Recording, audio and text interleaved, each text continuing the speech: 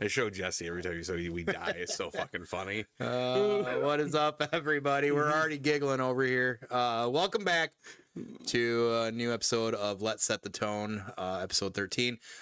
This is, of course, as always, every guest is special, but this is a little extra special this time. Today, none other than Chance, a.k.a. MC, a.k.a. Forge Hammer, a.k.a. Chance E-Pants. Is there any other AKAs that I might have missed? Yeah, the name I've always tried to get to stick is either Chanstradamus or MC. That's right. And neither one of them do. Yeah, Chanstradamus or Forge Hammer. Right, so right. That's fine. Yeah, right. Because that's right. Chanstradamus. Yeah, that is a good one. I do like that one. Yeah. So, well, it's good to have you here. Everybody, this is going to be a lot of fun. There's a lot of, everybody that I've had on so far has got some fun history or just some great background, but, we've got a more diverse background than some just because of, like the way we've lived together for a few times as well. So, but I do want to right out the gates. This is really funny. I find that, for some reason, a lot of my friends I end up getting really close with are Sagittariuses.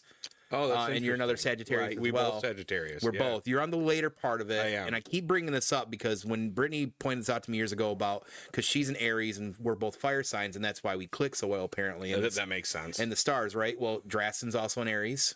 So is Half-Ass Beer Review. But then, of course, Wenzilla, he was on recently again. He's closer to me in Sagittarius, so I don't know if you've got a chance to watch that. But the joke has been that me and him have like the same chaotic brain of how we like bounce around. So it's like when we talk, even like if we're sitting there painting on Instagram, we're painting and we're chaotic, like back and forth. It's literally like the 2 Furby bit I just did. It's insane.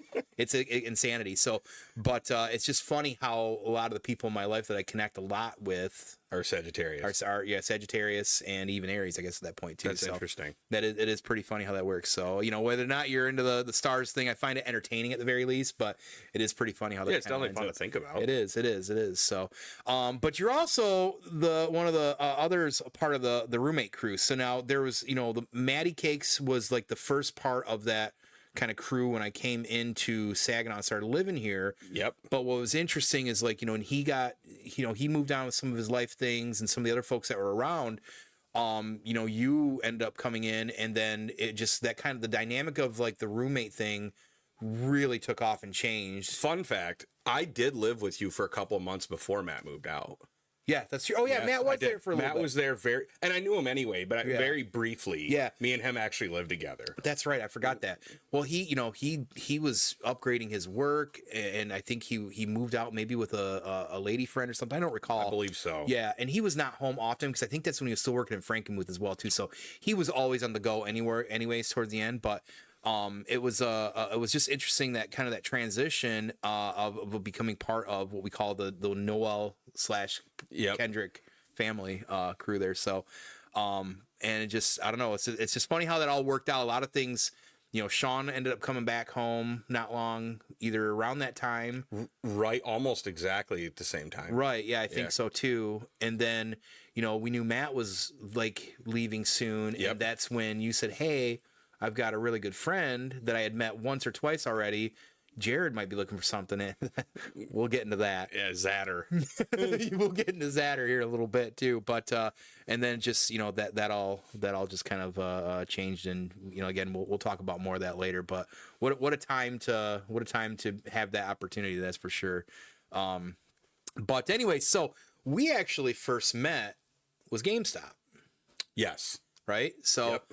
In fact, I think we very first met in Vegas. It was very first time was at conference in Vegas, which if you guys remember Rohit being on and talking about the Vegas craziness with him and Ron, that was in 2007. Yep. And you and I, because I was new and I had like a month to sign up. And I had just been promoted to store manager. Right. Like right before And you didn't have anybody. So we automatically got paired together. We got paired together, right? As roommates. Oh, man. As chance would have it, right? Yes.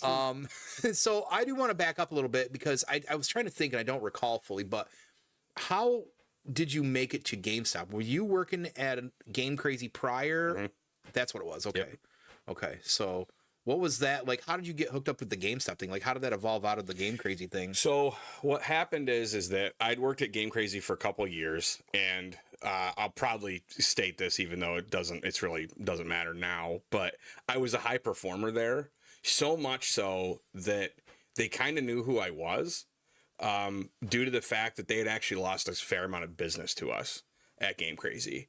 And it was really obvious that there was never going to be a true assistant manager position open. Mm-hmm. So my manager at the time, who was famous in the Midland Saginaw gaming community, was a guy named Chris Leach. Mm-hmm. And he was like, you should apply for this. Like, he's like it's a better opportunity. Right. And so, and that's when GameStop was starting to really it was. Yeah. And so this would have been in 2006. Mm-hmm. So I applied there. I managed to get hired, and it was at the time, it was actually a pretty big pay increase. And then the rest is kind of history. The store manager that I'd had at the time ended up leaving, and then they brought Ron into my store, and that was an entertaining time. To give Ron credit, if he ever listens to this, though, he did something that no one else in my retail career, which was quite long, ever did for me. And knowing the dynamics of GameStop, this was really bold, because he went to our new district manager when she had gotten hired, and he told her, my assistant runs my store. And she was like, well, what use do I have for you then? Which is the canned answer that you usually get in that situation. Especially in GameStop. Right. And I didn't know Ron was going to do this, but he went and said that to her, and he goes, look, I can run my store. Like, I'm to the point now where I will be good at it. I'm confident that I can. He's like, but you need to promote my assistant. Like, he needs to be a store manager. And so for a short period of time, I actually went up and ran Houghton Lake. That's right. Yes. I so right before, that would have been right around when you got brought in. And then me and you hadn't met yet 2007. Still. Yep. This was all in 2007. Yeah. And then I was only the store manager of Houghton Lake for like 2 months, and they moved me to Flint.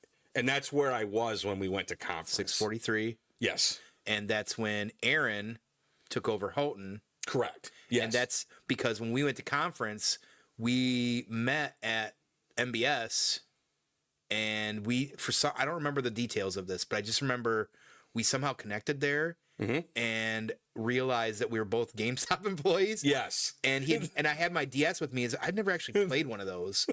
I was like, do you mind if I check it out? I had the white DS. Right, because Aaron was brand new at that point. Yeah, he was like, he had just brand started. Spanking new. Yeah. Fantastic guy, by the way. Yeah, Aaron Shear's a great dude. One of the best guys. Yeah, awesome he's one guy. of those kind of guys, yeah. I have a funny story about that. I don't mean to derail you, because I know you've got stuff. This was the weirdest thing. My next career, I was doing cold calling and calling industrial places in northern Michigan. Holy shit. And I got Aaron Shears at one of the places that he worked at. He answered the phone, and I'm like, Aaron? And I'm like, I know the name is the same as my thing. I'm like, this is Chance from GameStop. And he's like, holy crap. It was the most random thing. I couldn't believe it. He was on like my call list of people to call. Shit. Which is crazy, because when I haven't talked to him in a while, and that's partly on me. I'll take half of that as well. But when he was leaving GameStop, he was talking to me pretty frequently, because it's scary to kind of, like when you're venturing out into something new or unknown, I mean, you get that more than probably anybody. For sure. And like he was moving on at that point, and we were talking pretty consistently, because I had already done it. And I said, it's tough, man, but you got to get out of there. We were coming out of the pandemic, and it was a mess. So, but yeah, that was really random. So I met him there. So we buddied up. So it gave me somebody on my flight path out to Vegas to sit next to him. Yeah, that I knew. And it was great. So we were able to hang out, the entire time there, and get to know him right away. And like I said, he's just one of those guys. Like, he's just an awesome dude. Yeah, and so knowing going out there, like, oh, you're saying with Chance, blah blah. Not a lot of people knew you, and I'll talk a little bit more of that in a second as well too. But and the ones that didn't have good things to say. Right, that's exactly what I was gonna get to. So we get out to conference, and I'm like, and this is like peak. So this is 2007. This is like, I'm right around the 27 age or 26 or whatever. I'm still coming out of this. I had some dark years there, and I was still like, I was going to the bar all the time. It was one of those things where like my local bar knew who I was personally. I would walk in on a Friday, and people like the guy that ran the bartending throughout the week on Friday nights did the DJing. So as soon as I walked in the door, if I was recognized, the DJ's yelling out my name, right? And anyways, point is that I was going out to Vegas going like, oh shit, this is a city that doesn't sleep that can drink all day and all night. Like, this is gonna be trouble. Which certainly, if you've heard the stories, did get in trouble. Yeah, there's a good one with Rohit about that. I saw that story. Yes. That was funny. Yes. The infamous Ron slapped me in the face with a dish rag or something in the middle of fucking Luxor. But yeah. What was great though is one of those nights, and I don't know if it was that night specifically. And we also know I got the phone call at 5 a.m. woke me up all That was shit. the same night as I think what you're about to say. Yeah, the 2 a.m. Nintendo conversation. 2 a.m. in Vegas too. Right. So that's really late. That's me used to going to bed at like midnight or whatever. Very late here. Yeah. So what happened? Do we even remember how that conversation started? I don't remember exactly how it started. I think we were just kind of getting to know each other. I remember what I said in the tirade. But I don't remember how we got on that topic specifically. Mm-hmm. But yeah, I mean, I still don't care for that Nintendo console. Funny enough, that which is funny because I ended up playing Smash Brothers pretty competitively, which was for GameCube. But the Nintendo 64 just really sticks in my craw. Yeah, I know. Yeah, and not to mention where we were right in the middle of dealing with the Wii bullshit with customers. Oh, that was a nightmare. And the shipping and the fake shortage and all. Yeah, the fake shortages and all this stuff. Because I mean, literally, you could make that out of your trunk. That system was not. No, it was a total at all. It was because the PlayStation had a shortage. Right. So it was a whole bit they were doing. So if you're a GameStop worker, you were usually it was miserable. It was pretty disgruntled in some way with Nintendo, and it came back to bite GameStop's ass at one point. But that's a tale for another day. But 2 a.m. there was I'm fucking smashed, and I'm on the verge of passing out for like a good half hour, and you go on this Nintendo tirade, and I'll never forget it because I didn't pass out, and at one point I think you were finally like. I think you realized, I don't remember, I think you were just basically like, you can go and pass out now kind of thing, something like that. Because I was just like, towards the end, I was like, I don't even know what I'm even listening to. But yeah, you were definitely I remember earlier in that night being in Ron and Yusef's room and doing elbow drops to crap on each other like kids in their bed. Yeah, that sounds about right. Yeah, it's funny how like when you get around certain people, it turns like that. Yeah, I was only 22, but looking back on it, I realized that we were acting like we were 12. Yeah, absolutely. When I think about it. Yeah. If you tell Rohit it's time to do elbow drops, he's definitely going to be one of the first to stand up and start doing it. So, yeah, I definitely took a Macho Man elbow drop in that night. Yeah. Oh yeah. Lathis, what's up? He said N64. Who in Japan had the hands to use that controller? No crap. Yeah, or an American at that point. I just have a question for out there while everybody's thinking about it. How do you push B, C right, and L at the same time?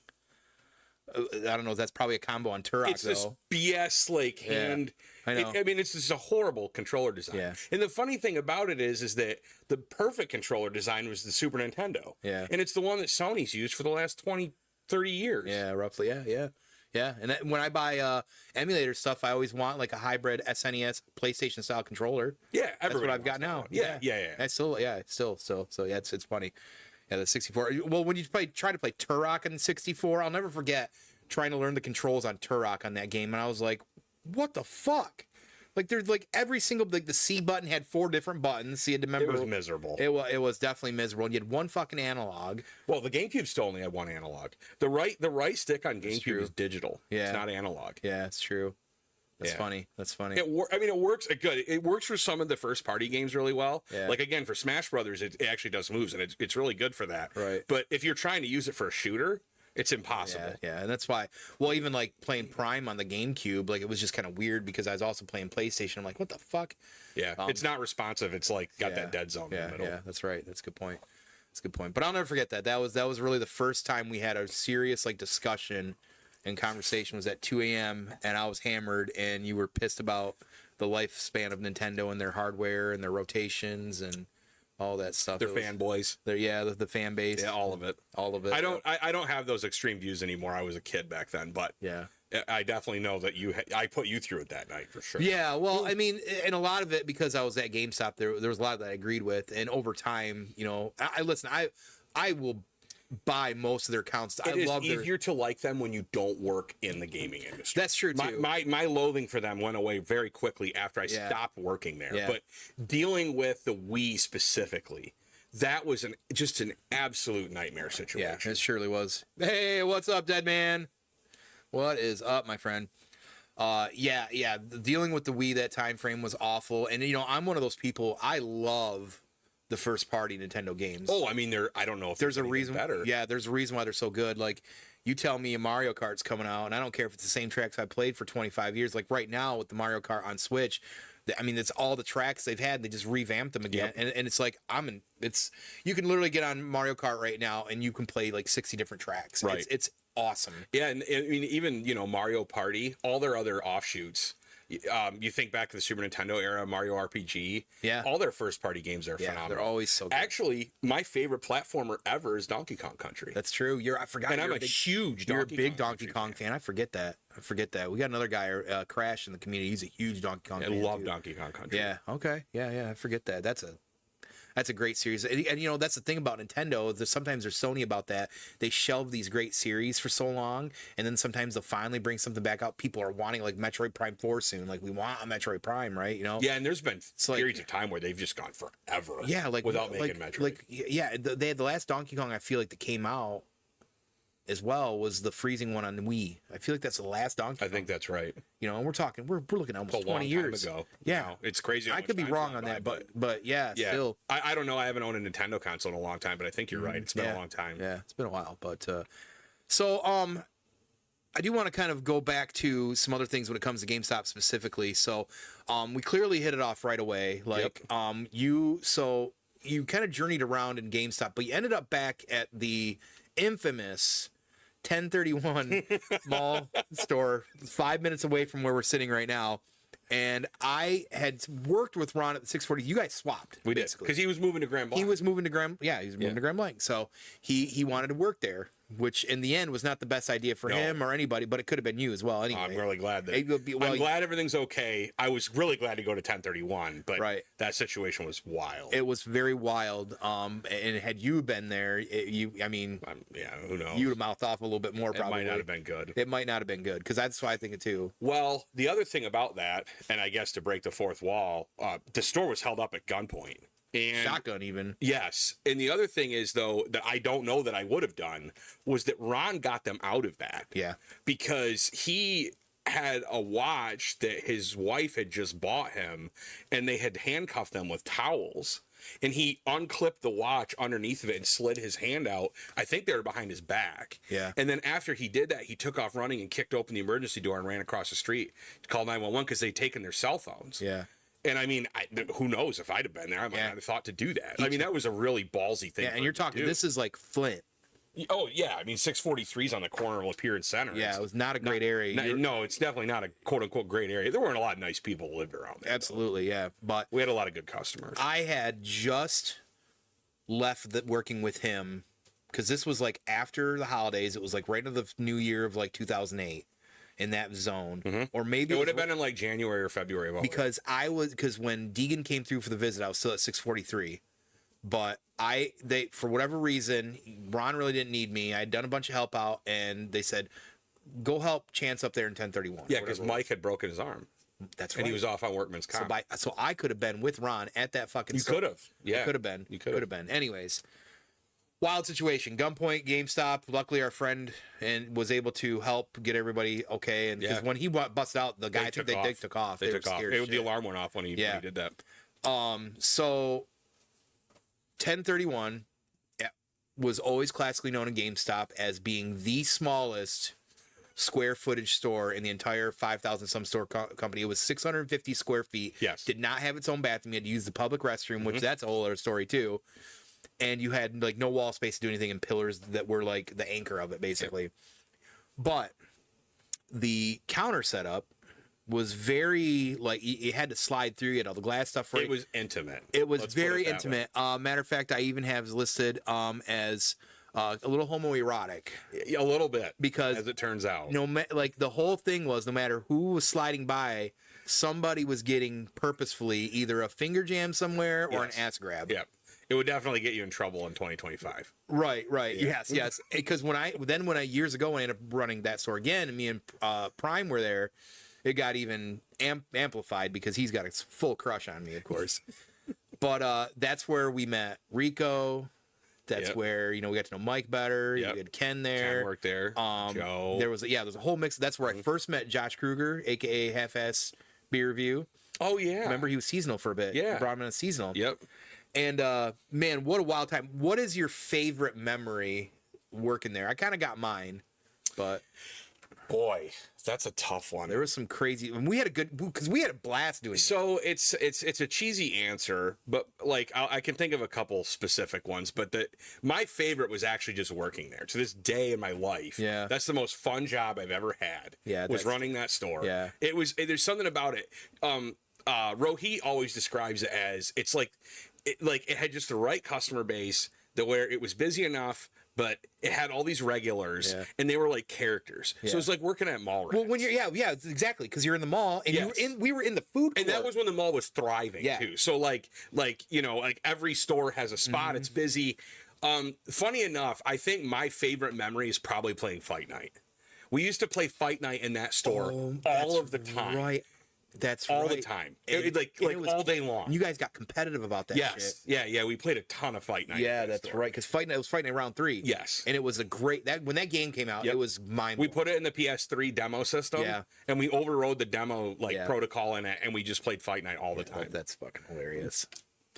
I remember that now. Yeah, if I had to think of that, would probably be my favorite. That was a good one. I was going to say mine was when Anthony Martinez was doing the bit with everybody about how the Hispanic language, the Spanish, was on track to take over as like the main primary like language in the United States. Over English? I don't remember this. And it was driving some people nuts, and they'd be like, I don't remember the context why he was doing it.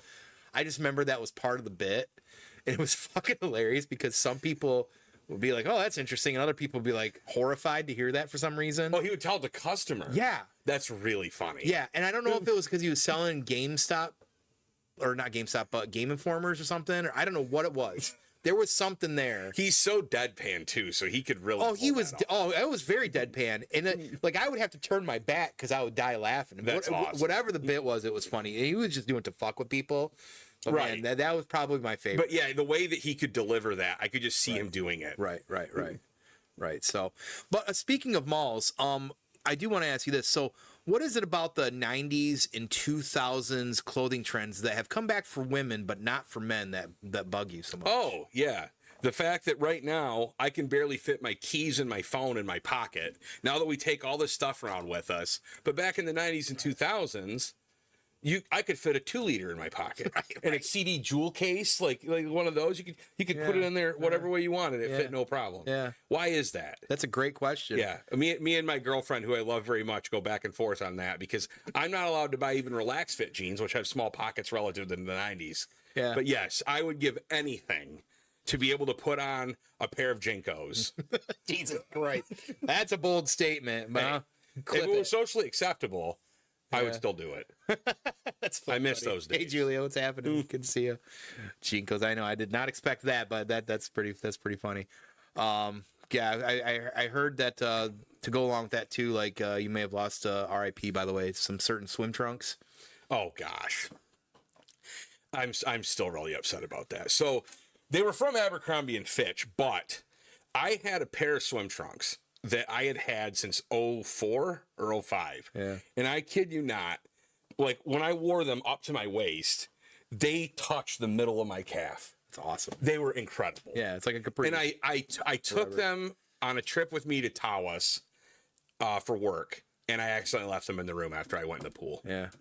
Which, by the way, to everybody out there, if you ever a chance to go to Tawas Bay Beach Resort has their hot tub, and they have the window for their bar right next to it. Jesus God. So I had the whole pool to myself, and their pool is one of those ones where it looks out on Lake Huron. So like, it's indoors, but it's all windows. So you're looking at the lake, and you've got the bar next to you, and I was all alone. Yeah. And I had a couple too many of these, and then I forgot my swim trunks in the room.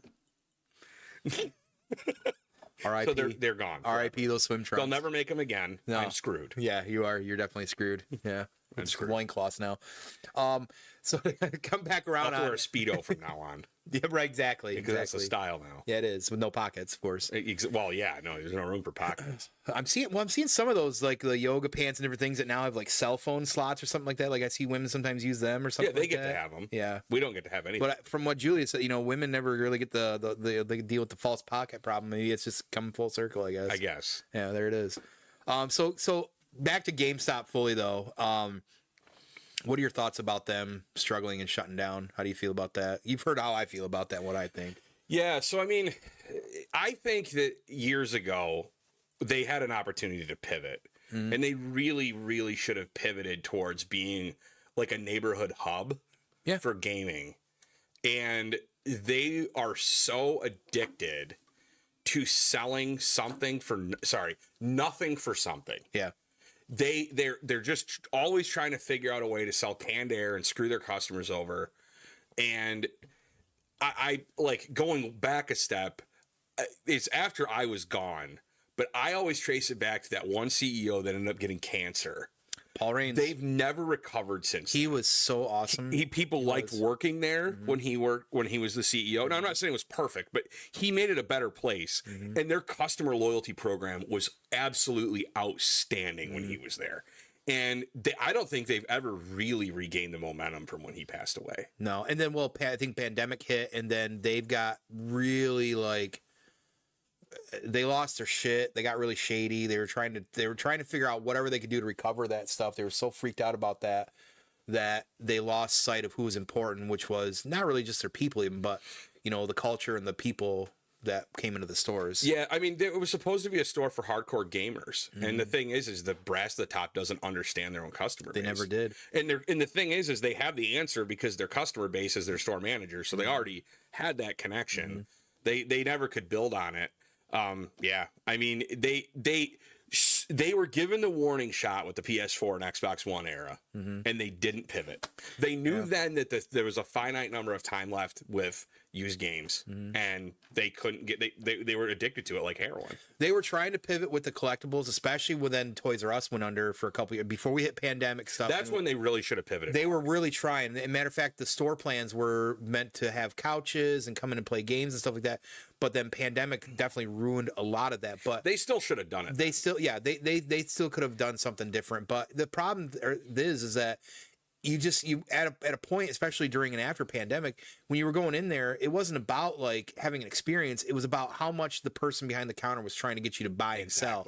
And sometimes in shady practices, and I saw some of it. Oh yeah. Somebody, worked there. So, whereas I go to like disc replay here and everybody's like in a great mood. They're behind. I mean, sure, they might be on just the counter, trying to help give you good customer service. Yeah. And it's great. Like I love going in there, and you can talk to them. You don't feel like all that stuff. I mean, Barnes and Noble's still around. If you go into Barnes and Noble, they're not just constantly trying to cram BS down your throat. Yeah. Like they're there to help you, and it's knowledgeable people that like talking about books, and that's the trade-off, right? Like everybody knows that a lot of the jobs that pay that when you work there, now they're full-time jobs are fine, but if you're working there part-time, it's a passion. That's the whole reason you're there. Yeah. And so like just let the people do their magic. Yeah. It's not rocket science. Yeah, and that's definitely not something that GameStop is good at all. So no. But I do want to talk about, you did bring it up, how about everyone was a little scared. I think they were scared of you with some of it. They thought you were a secret plant. Were you aware of that? At GameStop? Yeah. They thought that you were working to get people in trouble, kind of. Well, if we won't go into all the stories, but as that was definitely quite the opposite. Yeah. Because I don't recall all the details. I just remember everybody was like apprehensive, like, oh shit, like this, what are they? So it was because of the merger. Yeah. EB and GameStop had just merged. And I was at an EB game store, and we were really competitive, and they had done all this competitive stuff. And again, I was a top performer. I had done a really good job selling all their controllables and things like that. And I had very strong opinions back then about why certain stores were underperforming. And the older I've gotten, I'll be honest, I was right about almost all of them. But that doesn't mean that everything I did back then was the correct thing to do. Sure. And it rubbed people the wrong way. The cool part about it is that all those people ended up or most of them became my friends later on. Yeah, that's true. There was, it definitely came full circle. Well, I think it was because the culture that, again, GameStop had built on itself was like if loss prevention came in, loss prevention always looked at it as how we felt was that the employees were the enemies and customers were the second ones that were ripping everybody off. Yes. Which may be true in some instances. I get it because it's like high ticket items. But GameStop helped create that kind of culture. So when a high performer's in the area and they're moving next door, people see that as like, oh shit, are they gonna make a move? It's like moving chess pieces. Right, right. Because they had just seen all that with the merger Right. and a lot of things were happening. So there's a lot of apprehension. People didn't know and uncertainty. People were afraid for their jobs. I came in as MIT in 2007 and I was coming out of a family owned franchise going, oh, this is great. I ain't got to worry no drama, But we did end up with a really strong team in that district, though. The district team really shaped up. Yeah, because remember, for years, even after you were gone, that district was one of the better performing in that region. I mean, to be fair, the district manager that came in at that time, me and her have big differences, but she really did a good job of putting competent people in the right positions. Yeah, absolutely. Well, I got brought in too. So well, no, for sure. But I mean, I just in general. Yeah. She did a really good job of that. Yeah, she did. She did. And to be fair too, there were a lot of people that were there that had been treated very poorly. Mm-hmm. So I understand, looking back on it now, why some of the things were the way they were. Yeah, yeah, for sure. I do want to bring up one last thing about that time frame and us kind of, working at the mall. I had mentioned to you one day that I had, at this time, it might have been out for 6 to 8 months, maybe a year. I had somehow in that entire time, and then bragged about it to you, that I had never seen 2 girls, 1 cup. Want to explain what happened with that? How that? The only thing I remember is not having these, but probably that. And I was playing online poker, and that was back in the days of the of AOL Instant Messenger. We were using AIM a lot. Yep. And I was playing poker on Poker Stars, and I remember thinking it was really late, and I'm like, So I just dropped this dummy URL. Because AIM would do that. You could drop dummy links. I dropped a dummy link in there that linked to 2 girls, 1 cup. And it's like 2:30. I probably just got back from the bar from this area, going all the way back to Chesaning, and then getting see if I got some AIM messages. Oh, one from Chance. Dummy link, click. I had avoided that for like it was close to a year, I think, because like I said, it was enough to where I was bragging to you that I had not seen it, and you one fucking night. If I remember that correctly, Ken got me with it like weeks prior. And then the other thing about that is that you actually came home you had so much fun that night. You came to work the next day. Yeah. And you didn't remember that I had sent it. You just remembered that you had seen it. Yeah. And when you brought it up, I just lost. You just started and you're like, what happened? And I fucking sent it to you. I remember that now, because that's exactly how it worked too. Fucking A. Yeah, I can literally picture. That was hilarious. That's fucking great. Yeah, so thanks for that. And that's the only time I think I've seen it too. Yeah, you were still in a haze. Because when we were partying with that crew, we partied pretty hard. Yeah, you're right, Julia. I learned my lesson on that. Yep, never admit that. That's not the first time that happened either.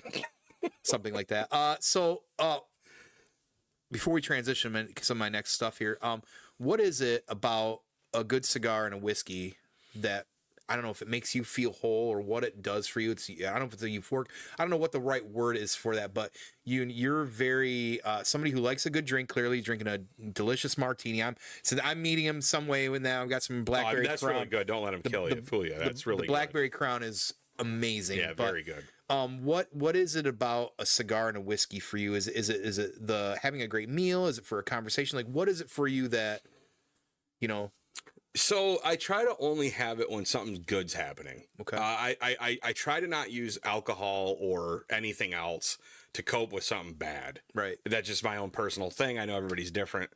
So that's actually very true. You do that. With that, with a cigar specifically, I always have one whenever I close a deal when I'm selling, because I'm a salesperson. Mm-hmm. And then I also have them with friends. Mm-hmm. So for me, and I do occasionally just have them, if things are going well on my back porch by myself or whatever.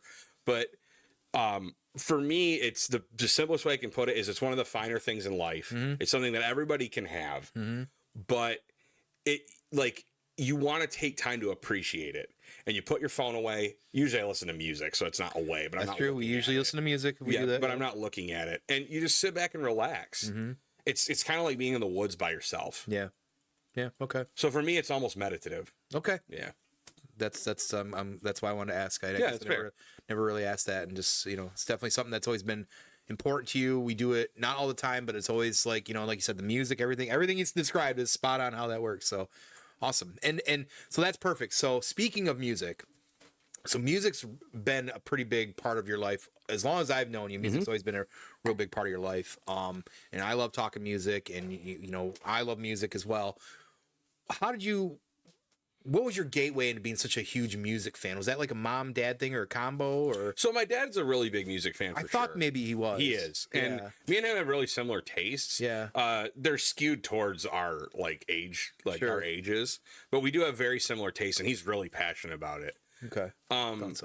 So a lot of the foundation for what I like came from him with Led Zeppelin. We grew up listening to that. To this day, if one of us gets a deer, we always play Ted Nugent every time. Yeah. It's kind of one of the traditions that we have is when you're driving the truck back to actually go get the deer, you always listen to Fred Bear every time. Yep. And I'm sure there's a lot of people out there that do that, but it's something that me and him always do. Yeah. And funny enough, we have a cigar. Yeah. That's the other thing that we do. Yeah. So and to be honest, I didn't even think about that when I was talking before. I'd probably get that from him. Yeah. Because whenever we catch our first fish, we also have a cigar. So whether we're going salmon fishing or whether we're just going bluegill fishing, whenever you catch the first one, you always light up a stogie. Damn, and that means you're fishing. After there you go. Damn. I've been trying to fish with you and your dad for so long. All you gotta do is come. I know.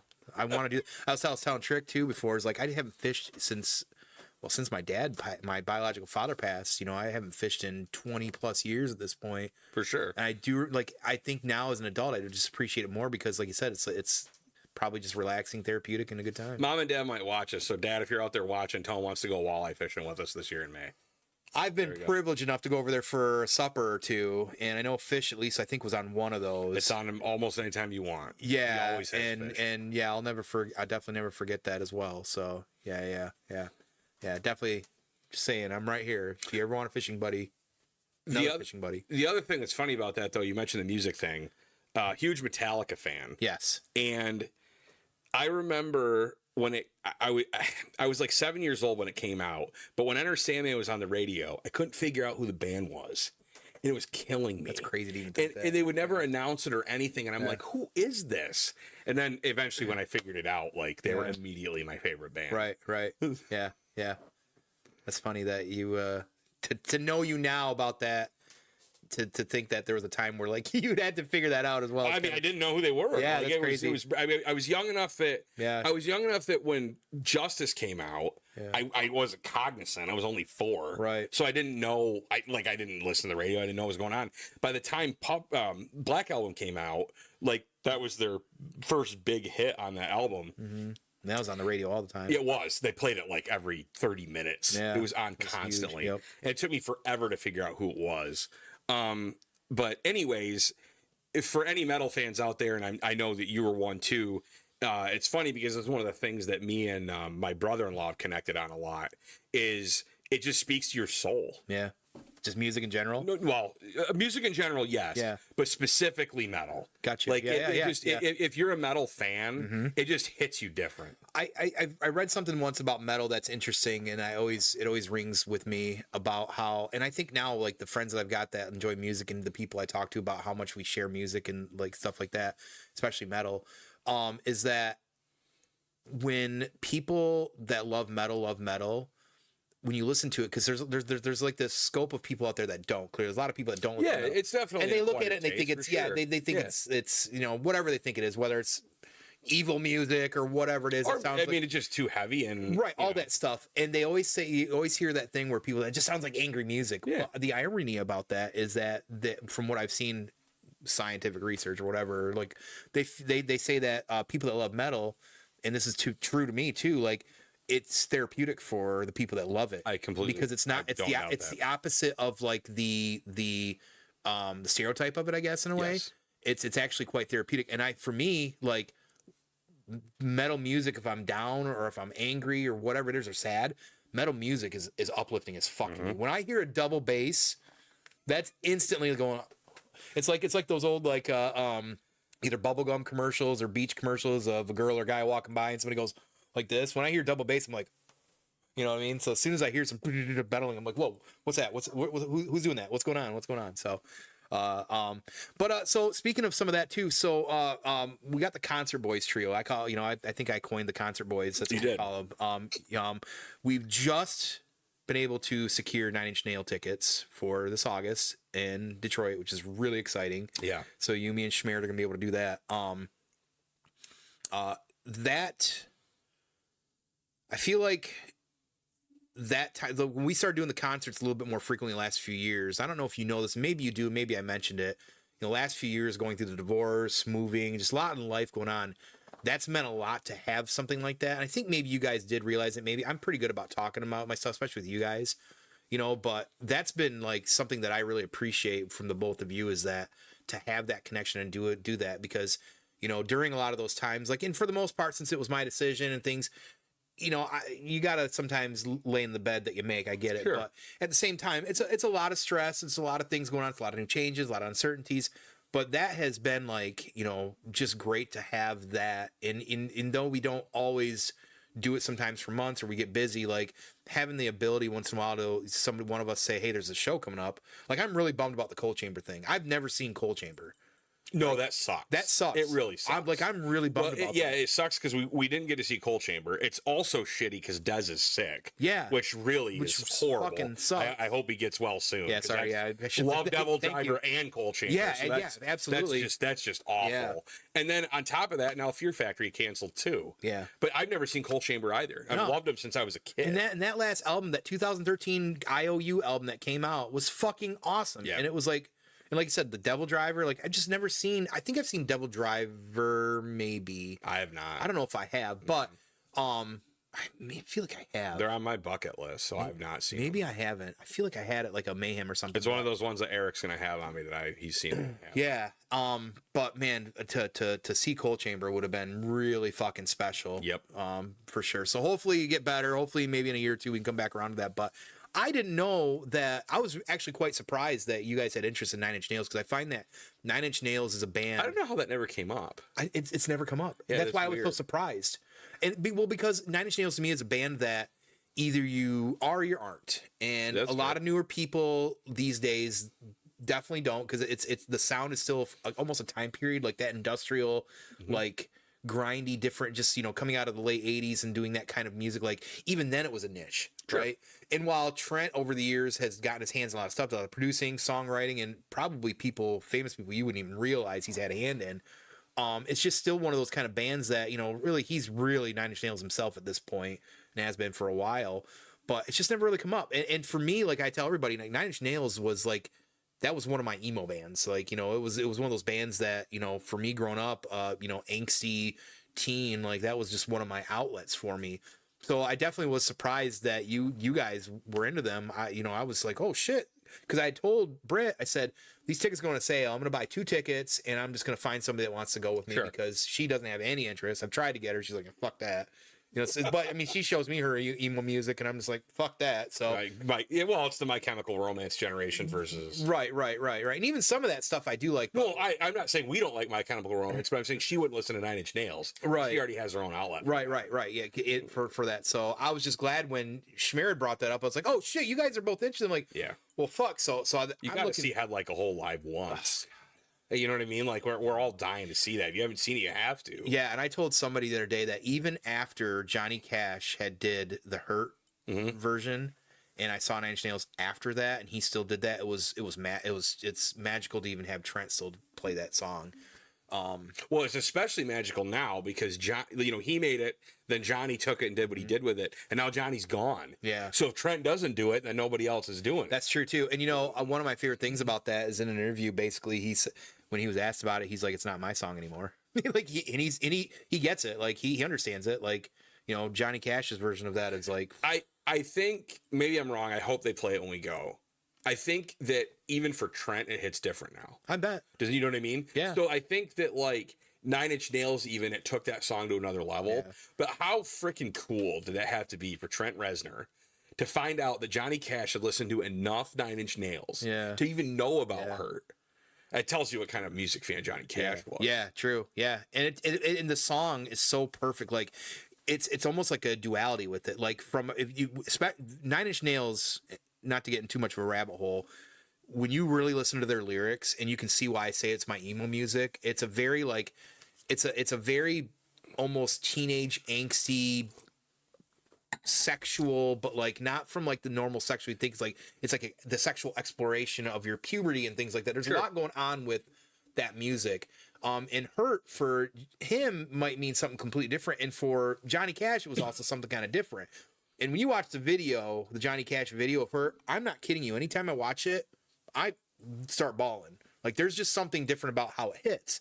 So it's one of those things that, again, like you said, like music is just it's something that's a vessel for, if you're big into music, it's a vessel for a lot of different emotions and connections, even with people as well. So Hurt will always be, but yeah, okay, no, but I get them getting over it for Cash. Yeah, that's fair, Julia. Yeah, that's good. She says that Hurt will always be a Nine Inch Nails song in her head, but I get them getting over it, giving it over to Cash. Yeah.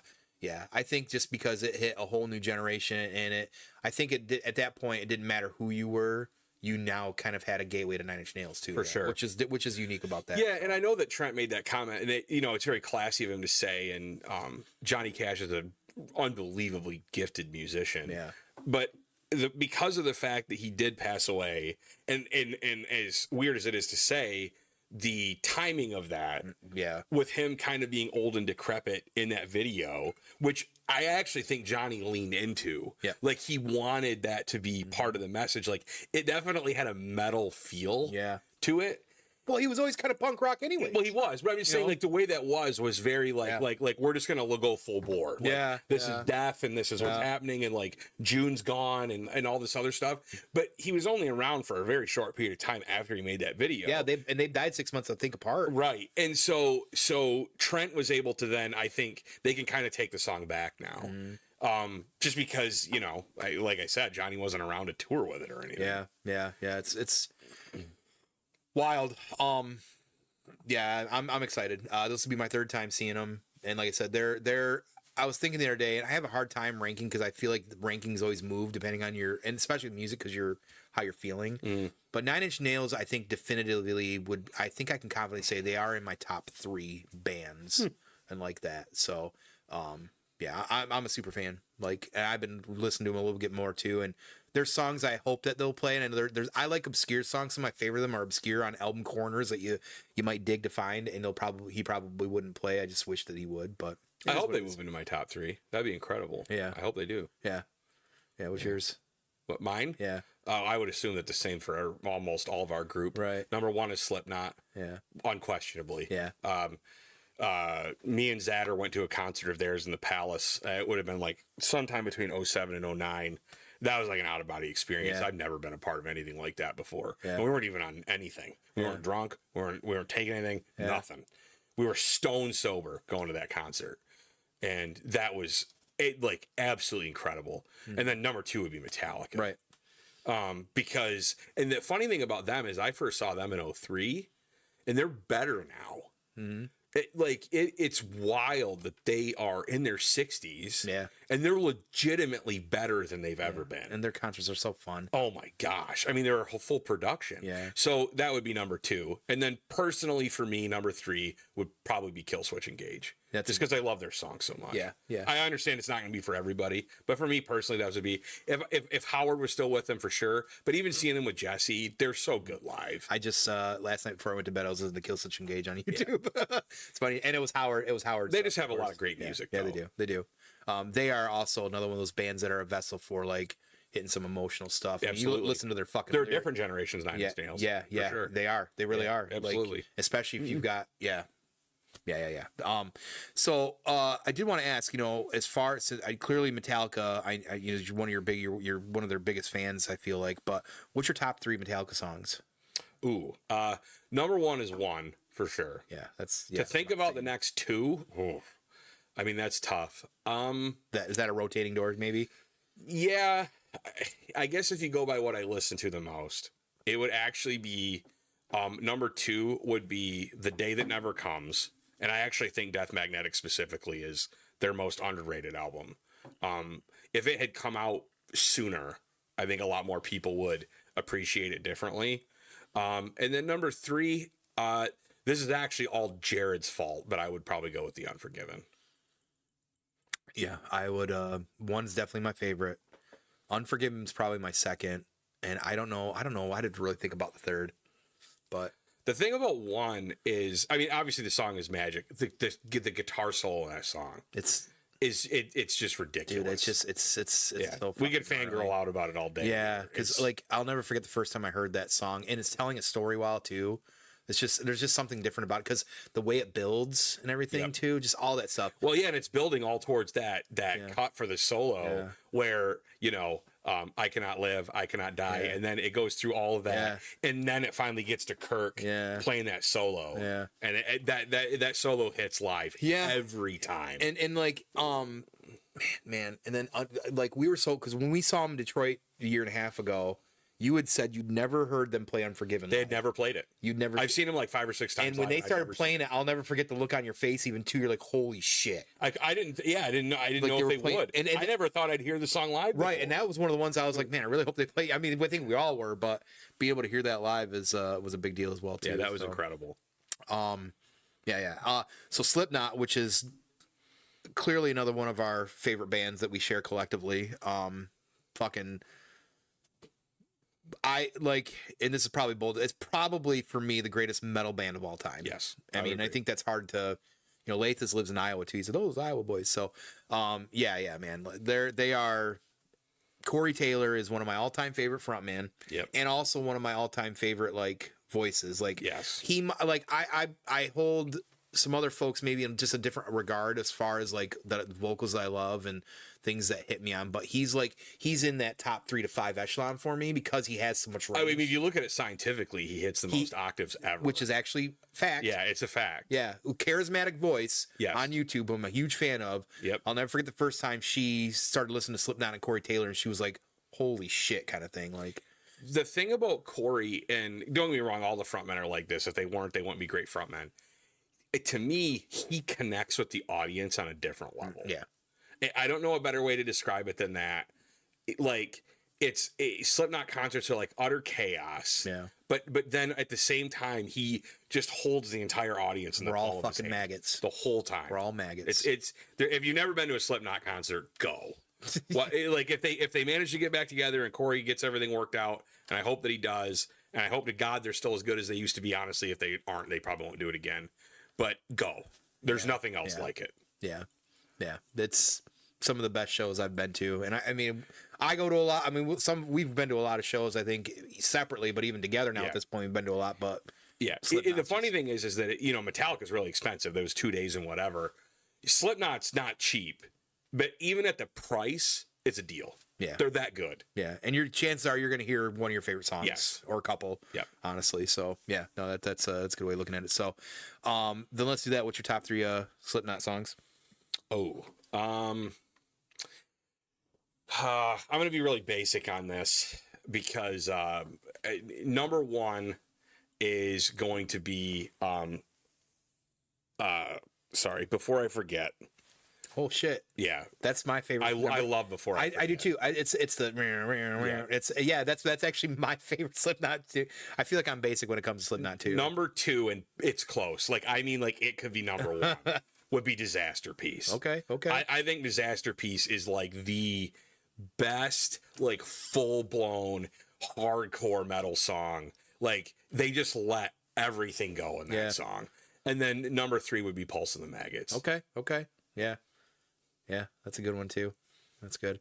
trying to think. I know And that's hard, by the way. There's a lot of really good Slipknot songs. Yeah, back to back. I just don't want to sit here and forever think about right. it. Spit It Out's probably my second after. That's a good one. Yeah, I love Spit It I know Out. you love Wait and Bleed too. Yeah, and I was gonna say, but it might be Wait and Bleed. That first album for me is just It was incredible for its time, for sure. Yeah. The only thing is that their music is so much more complex now. and their lyrics. Yeah, I'm not like pushing against it, but because of their instrumentation has changed so much, Wait and Bleed doesn't. I've heard it live a few times.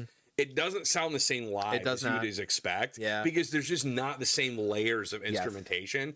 Once they hit Iowa, that all changed. Yeah. Like, and so all their songs since then, and I'll be honest, even their last album, or not but Unsainted. Yeah.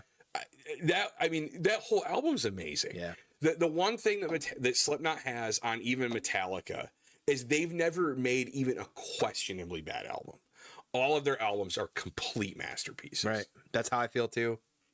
And maybe we got the tinted glasses on about that, but No, it's true. yeah, I agree, man. From a critical standpoint, I get this saying like, I wish they'd make Iowa. Like, they can't keep making Iowa over and over again. I think people sometimes forget that with music and people and bands, all of it, there is an evolution there as well. There is, but Iowa's like their master of puppets. Everybody always references it. Over and over again. Yeah. But the difference is Slipknot never had a Saint Anger. They never even had a Load and Reload. Right. They didn't come anywhere close to that. Right. I see what you're saying. That's a good way of looking at it. Yeah. What was the last one that came out like a year or two ago? What was the last? I don't know. I can't remember the name. I can't either. If I'm sure you have. I have.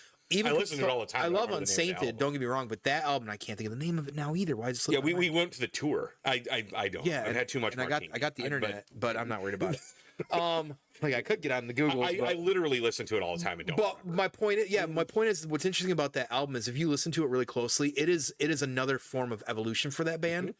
And it's like there's a lot of layers. Like when you dive into some of the songs and some of the different sounds, and even not even just the lyrics, but like it just sounds like they evolved once again, even from Unsainted. And I love Unsainted, so.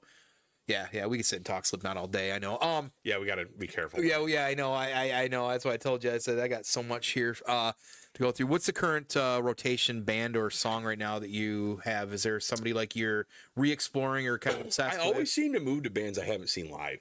Right. Okay, yeah. So I've not seen Parkway Drive live. Okay. It kills me. Okay. I listen to Parkway Drive all the time. Right. Another band that's on that list, which is actually coming to upheaval this year, is the Architects. Yeah, you've been saying that. Britt was talking about the Architects. Yeah, too. and so there's other bands that I do, and then funny enough, this is another one I have not seen, and they've been around forever, and I'm a huge fan. Is In Flames. I constantly listen to Parkway Drive and In Flames. Yeah. If there's one recent one that we've seen, and I know you're gonna agree with this, I listen to Orbit Culture constantly, all the time. They're so good. Orbit Culture's constantly in the rotation for me. Yeah, for sure. That is one of the. Oh, man, where are they from? Are they Swedish? They're from one of the Danish or Swedish. They're in that. One of the Lars Ulrich countries. Right. One of the metal countries, as it would be. I always tell a funny story. Last time I was at Disney 5 years ago, we were getting off on the bus, and the driver stopped me. He's like, "Hey," he's like, "I like your earrings. You listen to metal?" I'm like, "Absolutely." He goes, puts a fist bump. He's like, "I'm from Sweden." There you go. I was like, "All right." Gwiskar. One of my other best stories, remember, we were at the yacht club at Disney, one of the most expensive dinner meals, whatever, the yacht club, right? You actually kind of had to dress to be in there, I think. And the waiter there, he brought up my earrings. He was from Ohio.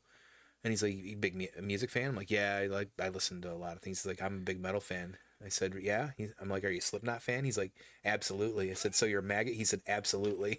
So we got that photo of me and him doing that. He's a waiter. There's all these nice dressed people around. Super fancy. Right, we're at Disney and we're doing a photo, a selfie, doing the horns. Yeah, no, that's again, that comes back to how music connects with people, man. That's why I love it so much, and that's why I knew it'd be fun to talk to you about that as well too. So I have seen In Flames live. That's one of the ones I've been fortunate as well too. But yeah, hopefully someday you'll be able to do that. So. But yeah, man, Orbit Culture is always in rotation. So to kind of pivot away from that as well too, and this doesn't necessarily correlate necessarily, but it kind of does, kind of that era and growing up music, and like I think music connecting at a young level. How obsessed would you say you were with Pamela Anderson growing up? Oh my gosh, Yeah. I wondered if that would come up with this. I've known. I am very proudly. It was funny that I wasn't. I don't know how old I was. I don't know if I was. I watched Baywatch a lot in the 90s as a kid. I don't know if I was in 4th grade or 5th grade or what, but I kid you not, my bedroom was all Pamela Anderson posters. Yeah. Anytime I saw a new Pamela Anderson poster, I made my parents get it for me. I didn't care what it like what it was. She literally was on every single wall, inch, corner of my bedroom growing up.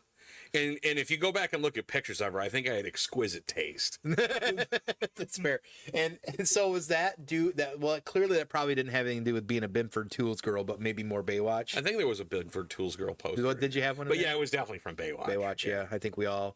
That's why I have so much still love for the Hoff these days too, which is because partly Baywatch as well. Yep. So, but yeah, definitely. Which is a great underrated show, by the way. Yeah, it was actually really awesome. Baywatch is really good. Yeah, I get the bits with it. Don't get me wrong. One of the best opening TNA. themes of all time. Absolutely, and didn't he sang that song?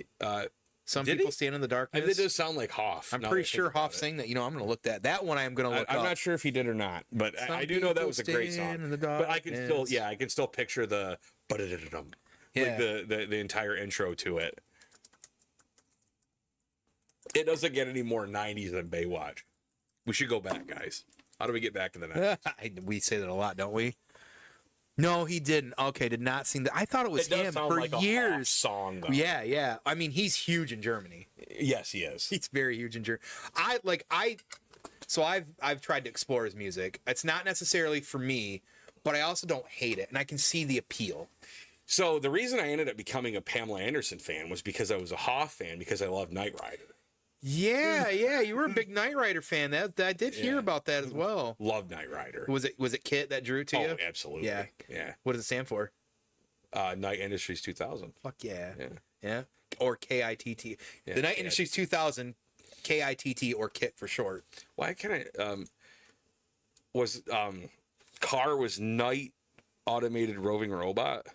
Fuck, you might have me on that one. Yeah. That was the evil twin. Yeah. Because I really love Car. Right. You always gotta love the bad guy. Yeah. It's like the Decepticons. Right. Exactly. Absolutely. Because we watched a lot of the 80s action TV shows. Knight Rider was a big one in my house too, so I was a big kid. And that's Star probably, Trek TNG. Oh God, yes. Yeah. And then MacGyver. MacGyver. Magnum PI. Yep. Airwolf, and what was another Fall Guy? That was some of that stuff was like earlier 80s, but I'd still catch it in Syndicate. I mean, what was the Walker Texas Ranger? Oh yeah, fuck yeah, that was a great show. Yup, all that shit, man.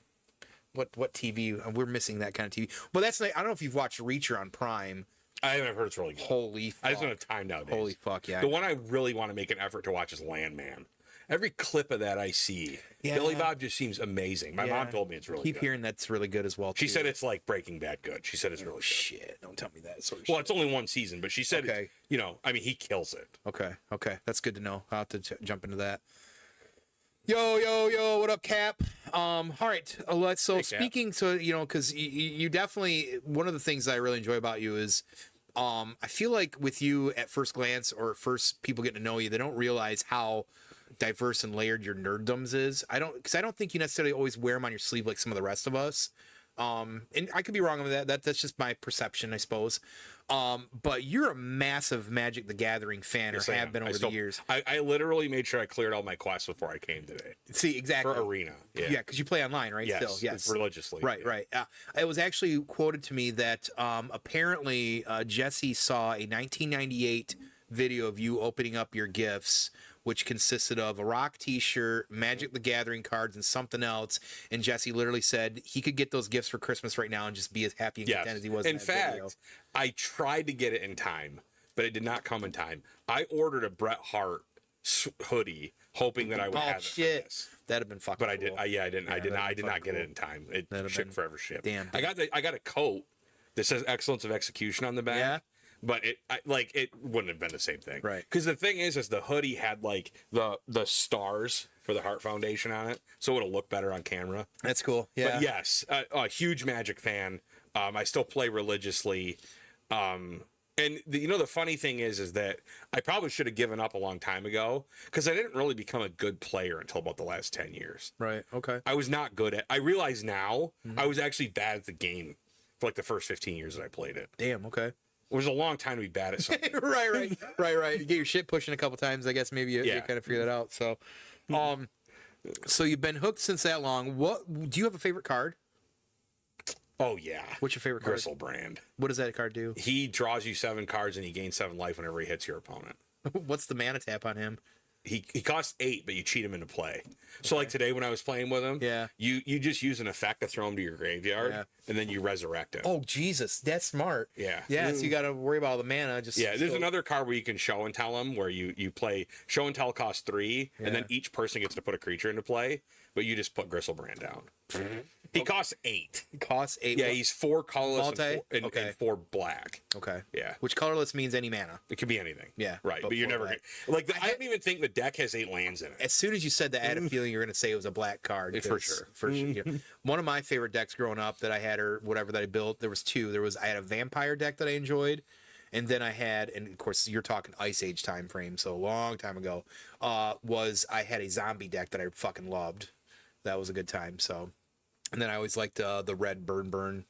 Oh yeah. Yeah, I'm all aggro. Yeah, for sure. Yeah. Oh yeah, absolutely. I don't ever play blue. Like what the fuck? I only play blue to cheat Gristlebrand into play. There you go. yeah. Or to fuck with somebody that's gonna potentially whip your ass.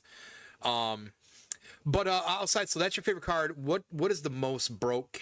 Let me ask this: do you still have physical cards? I do not. Okay, so you did. I got rid of them because the format that I like to play, it got so expensive that nobody else played it. I already had the cards for it, and so did Dave, who I used to travel with. But the problem was that there were no tournaments, right? Because the cards, it became cost prohibitive for new players to play. What type of style or play was that? So it was called Legacy. Yeah, okay. Was the format? I thought that's what you were gonna say. But and in my opinion, it's still the most balanced format. But the issue is that it's ridiculous. Like I understand why there's no new players. You're talking about like $400 for one land. Jesus. For a land, you have to have it to build the deck. For a land, for lands. No, I'm not even joking.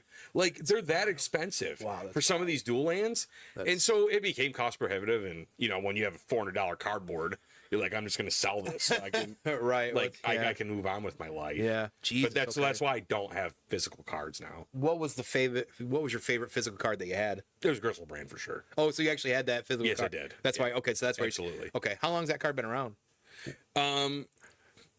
He's been around since about 20 years. Prior to that, it would have been Tolarian Academy, but it wasn't legal. Okay. Like that card would be my favorite if you could actually play with it. But you haven't been able to play with that for years. Okay. Is Black Lotus still the most valued physically? Oh, by far. I Black Lotus will buy your house. Yeah, a mint condition one. Because you saw, was it last year Post Malone got one? Did he? Yeah. There's so many opportunities I had to get one and I didn't.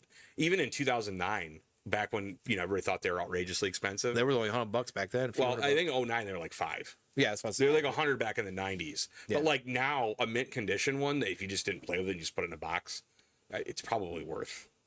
Especially if it's black bordered. Now it's probably worth $100,000. Yeah, I was gonna say because I feel like he paid a couple $100,000 for his. Yeah, because that's the thing. I haven't even checked prices. So recently. Black border, for anybody that doesn't play MTG, black border is an original print of it. White border is when they basically reprint it. Yep. Which because I had like when Ice Age was around, which I know there's a lot of cards at least at one time where had a lot of value. I had black border Ice Age cards, and I sold all of my that and whatever else around that time in 2001-ish for like $250. If I'd have kept them all. He won't ever watch this, but Jared's brother in like 99 or 2000, he had everything, literally everything. He had 4 of all the most rare stuff. He sold his whole collection to buy a system for his Blazer. Jesus. So you got like $3,000 for it at the time, which when you're a kid in college is a lot of money. Yeah. Especially back then. Yeah. Now he could retire. Yeah. Oh my God. I tried telling him how much it was worth, and he told me if I told him, he'd kill me. Yeah, go fuck yourself. That's funny. That's really funny. Julie says her Josh has been playing MTG for over 20 years. He's picking out cards to expand one of his decks right now. There you go. Love it. Credit to anybody that still plays physical. I wish that I had stuck with it. That's great. He said that his favorite card is Grimzold, the Dead Sower. He plays Commander. Oh, got it. Yep. Cool. Very cool. That's very cool. That's a fun environment. She also did mention about Reacher. Yeah. We got the real Reacher in this one, not that little short baby Tom Cruise one. Yep. Yep. Blaze has got some physical decks out there as well too. I stopped playing Magic years ago. I don't dislike Magic. I should probably at least play it online just to play because it's fun. Because I like when Hearthstone came up. Their online program's really good. Yeah, I think that to me, like I love board games. We know I love board games, but my favorite tabletop gaming outside of Dungeons and Dragons is the card style games like TCGs, LCGs. I fucking love them because I love strategy. L5R is still one of my all-time favorite. L5R is a masterpiece, especially the original L5R. Especially the original TCG L5R is fantastic. Because one of my biggest problems at the same time, I don't like games that are heavily based on luck.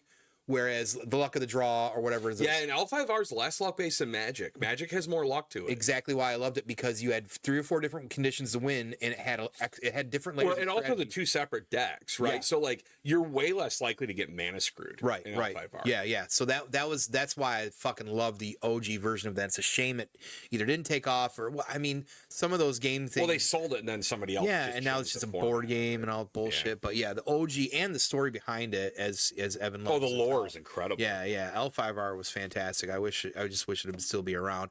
I mean, I'm talking. I used to play the old Star Wars CCG. Like that. I love that one. That one's a tough one to play now too. Some of those you could try to go back and play. It's tough. But when Hearthstone came out, I was like, this is fucking great. It's like digital Magic, right? And I'm sure Magic Online was out there. Maybe that's what I'll do this weekend is I'll set up an account just to just to play it for fucks and gigs. Yeah, if you haven't played it when you launch it, they give you like free packs from every set that's ever come out since Arena's come out. Yeah. So you end up with a ton of cards. Yeah, I just think that would be fun because I don't have to deal with it. I could just play online once in a while. I think that's a good idea. I'm glad it's a good time. I'm glad that I thought of that. Thanks to you. So, would you say the best and worst thing about MTG these days is like what it costs to play some of the physical side of it? Yeah, I mean, not if you play the right format. So playing Commander, for example, they're still going to be expensive cards. It's Magic. There's no way to avoid that. But if you're playing Commander, you only need one. That helps because it's singleton, so you can't have duplicates. Mm-hmm. And then you're playing a format where usually the casting costs can get a little bit higher without it being uncompetitive. When you're talking about playing the classic formats like that Dave and I played, you literally have to have these certain sought after staple cards. Mm-hmm. And if you don't, you're not competitive. Right. So it was just hyper competitive. And then, the cost prohibitiveness, they've done a much better job of reprinting the cards that people need. Okay. Than they used to in the past. Right. For sure. Okay. I remember, growing up, I would come up to when Galaxy Comics was over by Hunan's at the time. And I would, this is mid-90s, right? That's before I ever went there. It's 95, 90, yeah, it was 95, 96. And we would just come up here. And back then, I mean, you buy like tuning forks and lightning forks for like $5. They just had binders of cards. We just walk in. I need this for my deck. Need this for my deck. Whatever it was. It was great. I did play a lot of Magic back then, and I don't know why. I think I walked away from it. I think it was because knowing me and my attitude, like I would just get fucked over sometimes on mana and draws. Yeah, and like that's where I said like that's why like face card games like playing like euchre and shit like that like. Played so much euchre growing up, and I always tell everybody I retired from Excel's too good, which was part of the truth. But it's just like at the same time, euchre makes me mad because I felt like if I had somebody on my team, they're never gonna play at my level, and it just pisses me off. I'm like, fold your fucking deck. I'll the problem with euchre is there's always only one right play. Right. That's the issue with euchre. And so if your opponent does anything, or your teammate ever does anything wrong, you're gonna be pissed. Yeah, and I wouldn't mind like if I went on 9s and 10s and like I'd still call suit on certain things. There was a high chance if you played your card rights, you could still at least pull the point off. Well, you got to pick the card up. That should take one trick by itself. Exactly. So like I was definitely very aggressive in my euchre play, and it wasn't for everybody, but if I had a teammate that was like, da-da-da, I'm like, I can't fucking handle it because I'm already zeroed in, but I digress. So I don't know what the reason was that I ever got out of Magic.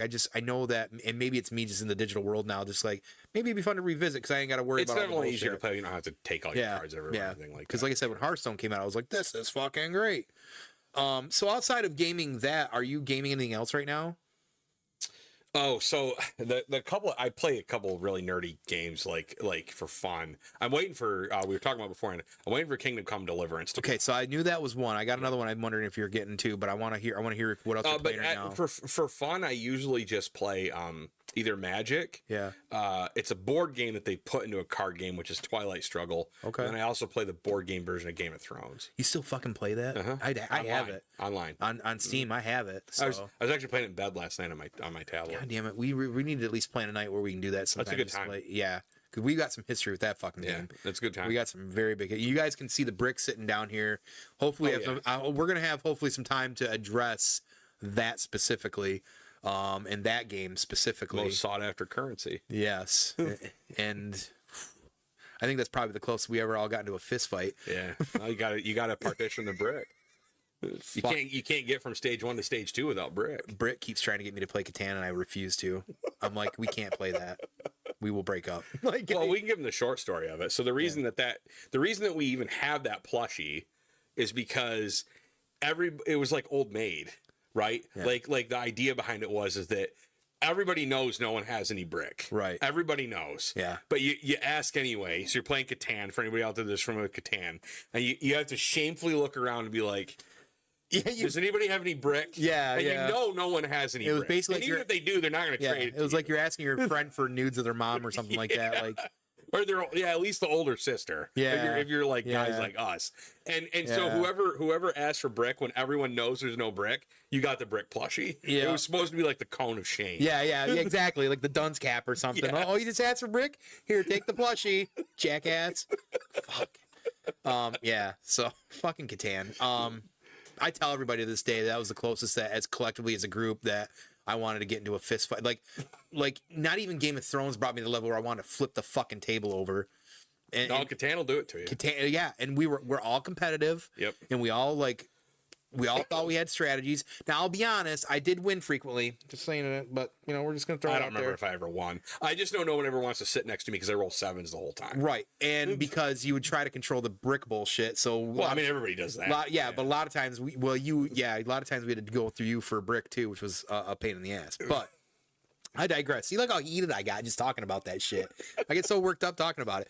But it is a great game. It is one of the all-time great games ever. Are you going to get the new Civ? Are you excited about that? Are you and Shmer getting that? Yes. Are you going to take some time on a weekend to play 24 hours again or something like that? I don't know. I don't have that kind of time anymore. Civ 5 is still the longest game I've ever played. I have nowhere near as many hours in Civ. You guys would sit there. Play forever. Yeah. Like wake up purposefully at 7 or 8 in the morning. You have to. And play. You might not get done by midnight if you don't start playing at 7. I know. I'll never forget. Yeah, you guys were nuts at that. Yeah. I know Dude's brother's a big Civ player as well, too. He's to this day, I can still remember a horrible strategic blunder I made in a game of Civ. I don't know why I did it. So my army was not as modernized, but it was large. Yeah. And me and Zadder were in continents where we were together. And he finally broke our alliance and attacked me. But he started away from my capital. And our capitals were next to each other. And I met him on the battlefield when I should have just sent my whole army at his capital. Oh, fuck. And he had no defenses back. Yeah. He admitted to me later, if I'd done that I would have actually won. That actually sounds very Zadder, too. It was brilliant. Yeah. He always beats me in strategy games. But that makes sense. He always beat me in Warcraft, too. But if I had just sent my army, and I kid you not, they were like hilariously close to each other. I don't know why to this day he didn't just come right for my capital. Right. But because he didn't, I just assumed that he had defenses back. Right. So I tried to slow him down as much as I could, and I built settlers to escape. I shouldn't have done that. It's one of my eternal regrets, because I could have attacked his capital, and that would have made it so his armies were defunded, and then I could have just nuked my own cities to kill his armies, and I would have been fine. But I didn't do it. See, that game's fucking wild. That's like next level layers of strategy. I don't know why I didn't think of that. That's great. That's funny. It was probably because it was 4 a.m. after playing since 7 a.m. Yeah. You guys were probably on your nearing your 24-hour mark. So I did want to bring something up in the middle out of nowhere of some of this talk, but we're definitely keeping a lot of things like in a time period and era, and I definitely alluded to it earlier. But if I were to say, tell me about the boot, would you be able to tell me what the boot is. Unfortunately, I don't have any pictures. I know it was out there at one point. If everybody Googles Chance McKinney, Midland, Michigan, Yeah. eventually you should be able to find a picture of me drinking out of the boot. Yeah, I remember you had the red hat. Yeah. Yeah. Oh, it was a Texas hat. Was it Texas? Okay. It was orange. Yeah. Okay, it was orange. Okay. Yep. Tell everybody about the boot. Okay, so the boot actually comes from us looking up to a group of people that were slightly older than us. It was Jared's brother and all of his friends. That makes sense. And they had a boot that they made everybody drink out of when we went smelt dipping. Okay. Smelt dipping is basically we go up north and we all just haze each other for 5 days. And we wanted our own boot. Well, my friend Nick at the time found one on the ground. This couldn't be any more perfect at a Slipknot concert. Oh, Jesus. So he found a boot randomly Oh, my God. on the ground at a Slipknot concert. And we brought it home. And that became our boot. That was your boot. That was our boot. Right. And it sat outside on our balcony. And we would, if you played us in specifically boot pong, so it was not beer pong, it was boot pong. And boot pong has really specific rules. There's none of the bounce backs or slapaways or double cups or anything with regular beer pong. It's just one ball, one cup. Like there's 10 cups, but there's no tricks. You just have to make it into a cup. The cup gets removed and you make it into the next one. And we used to have these giant parties. And we never lost. We had never lost at boot pong. We were 13-0. Me and Nick had never lost. And 2 girls decided to play us one night and they beat us. And I remember it came down to like 1 cup and 1 cup. And Nick so was 2 girls in 1 cup. Yeah, right. Yeah, exactly. Nick was always known for making the majority. And then I would get really good when there was only a handful left. And it was my turn. I threw it, like rimmed out and I missed. And there's no take backs. Like whoever has no cups left first wins. There's no second chances. There's nothing. And then I remember the girl was Stephanie. She threw the ball and I watched it land in the cup and we had to drink out of the boot. So somewhere there's a picture of me drinking out of this boot. By the way, I am not kidding when I say this. We were young. It's full of mold. It was full of mold. It looked like spider webs in there. Yeah, because the beer, the yeast. Yeah. Oh yeah. It was horrible. Jesus Christ. Think of the bread you could Well, not make. only that, there was also people who weren't alcoholic. Like they wouldn't drink booze. Yeah. So we made them drink milk out of it. Oh my fucking God. I mean, Okay. occasionally we would dump some 151 in there to. Yeah. Yeah, I'll clean it out real fast. Yeah, I did. Yeah, fuck yeah, that 151. Whoa. That's rock good if you're not careful too. You drink that shit. Yeah. Oh my God. Drink a lot of that. We always had some. Yeah. Or there was some, we used to get that Everclear shit or something off the military base with AG was still around. We used to call 151 jet fuel. Oh yeah. Just add jet fuel. Yeah, to it. yeah. If you had to paint a wall and need to get the first paint layer off, you use that. Yeah, you just use that. Yeah, fuck that. So in the past, you and I, this is actually still even frequently to this day, but sometimes it's to the point where it gets to be laughable. Like we always have a lot of the same views on stuff in conversations or debates or whatever. I don't even think they're arguments, honestly. But we've been known to get really riled up sometimes and like really elevated and worked up. And then, like, I'm not kidding you. It's not even 10 minutes later, and it's like we've already forgotten that it happened. Oh yeah, it doesn't matter. Afterwards. Why is that a dynamic? Because there's people that if I do that with, like, I'm fucking like heated. Because it's not personal. Yeah, I guess maybe that's why. Yeah. It's not It's just personal. funny because like we will get like I always tell everybody I'm sitting at like a 6 or 7. Everybody knows I'm already like at a fucking threshold, right? It's just if I'm You can getting always to a tell 10. if your ears start to turn red. Yeah, Once yeah, your or ears if start I'm- to turn red, the conversation needs to Yeah. But like the other day we were going back on and whatever, usually whatever it is topically, but it was to a point where we were literally doing like because you started explaining like we're looking at, once again, this happens a lot. You're always like, we're coming from the same area, just talking about, I don't know, whatever, like 2 different things or whatever. And as you were saying it and I'm getting ready to record my message, I was laughing my ass off about it because I knew exactly what you were probably about to say because I already knew it in my head that we were. But I knew also, because I'm very self-aware, and I was also like, I knew how I was handling or what I was hyper focusing on. And it's just funny to me because it's not a lot of people that I get like that. Like Drassen's one of the few, like we've barely ever, we've done that as well too. It's the same similar. Oh, you don't want to disagree with him on something. Yeah. Like, I mean, like if yeah. Because he'll stand his ground. Oh yeah, he's stubborn as fuck. But I mean, even the times that we've been like that, it's the same thing. And like it's one of the few where like I can just kind of cook and simmer back down, and it's fine. It's just I just thought that was funny because like it just happened recently, and I you're meeting Jared for dinner. I'm like sending messages, but I'm laughing my ass off because I knew what you were saying and I knew what I was saying, and it's just I just enjoy that. Yeah, Jared is very stubborn. I just enjoy that I can have that kind of like heated debate, and whether I'm right, wrong, or who's right, wrong, or different, it's just funny to be able to have that kind of ability to debate or whatever. And as I've been told, and you're very well good at explaining things in like a layman's terms or like a perspective or whatever that is. So and typically you have to keep me simmered down at certain times of the year too. So. But do you remember though the best piece of advice you ever gave me? And to me, for this day, it's unforgettable. And we may have talked about this things.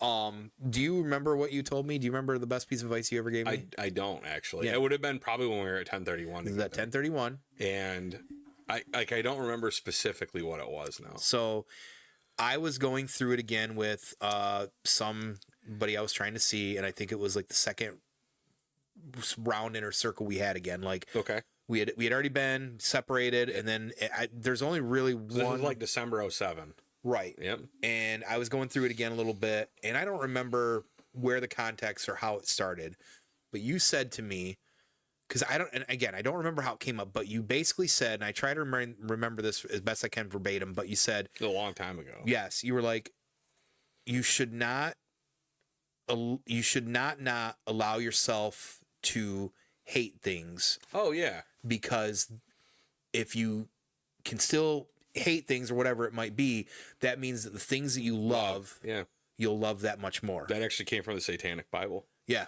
that's what it was. And you did tell me that. You did tell me that years later, and that blew my mind because when I heard that was like transformative for me because I still that today because a lot of people like even sometimes Brit, you can't say that bullshit. I can't because Champ told me I could. No, but because that's a mentality, and I'm always a duality in that sense too. Like. I grew up, I'm not a religious person in any means. I've been pretty open about that, but I believe in like the duality of things, like yin and yangs, and like light, dark, and something. I do believe that there is a path in there that you can find that the line that separates this gray area.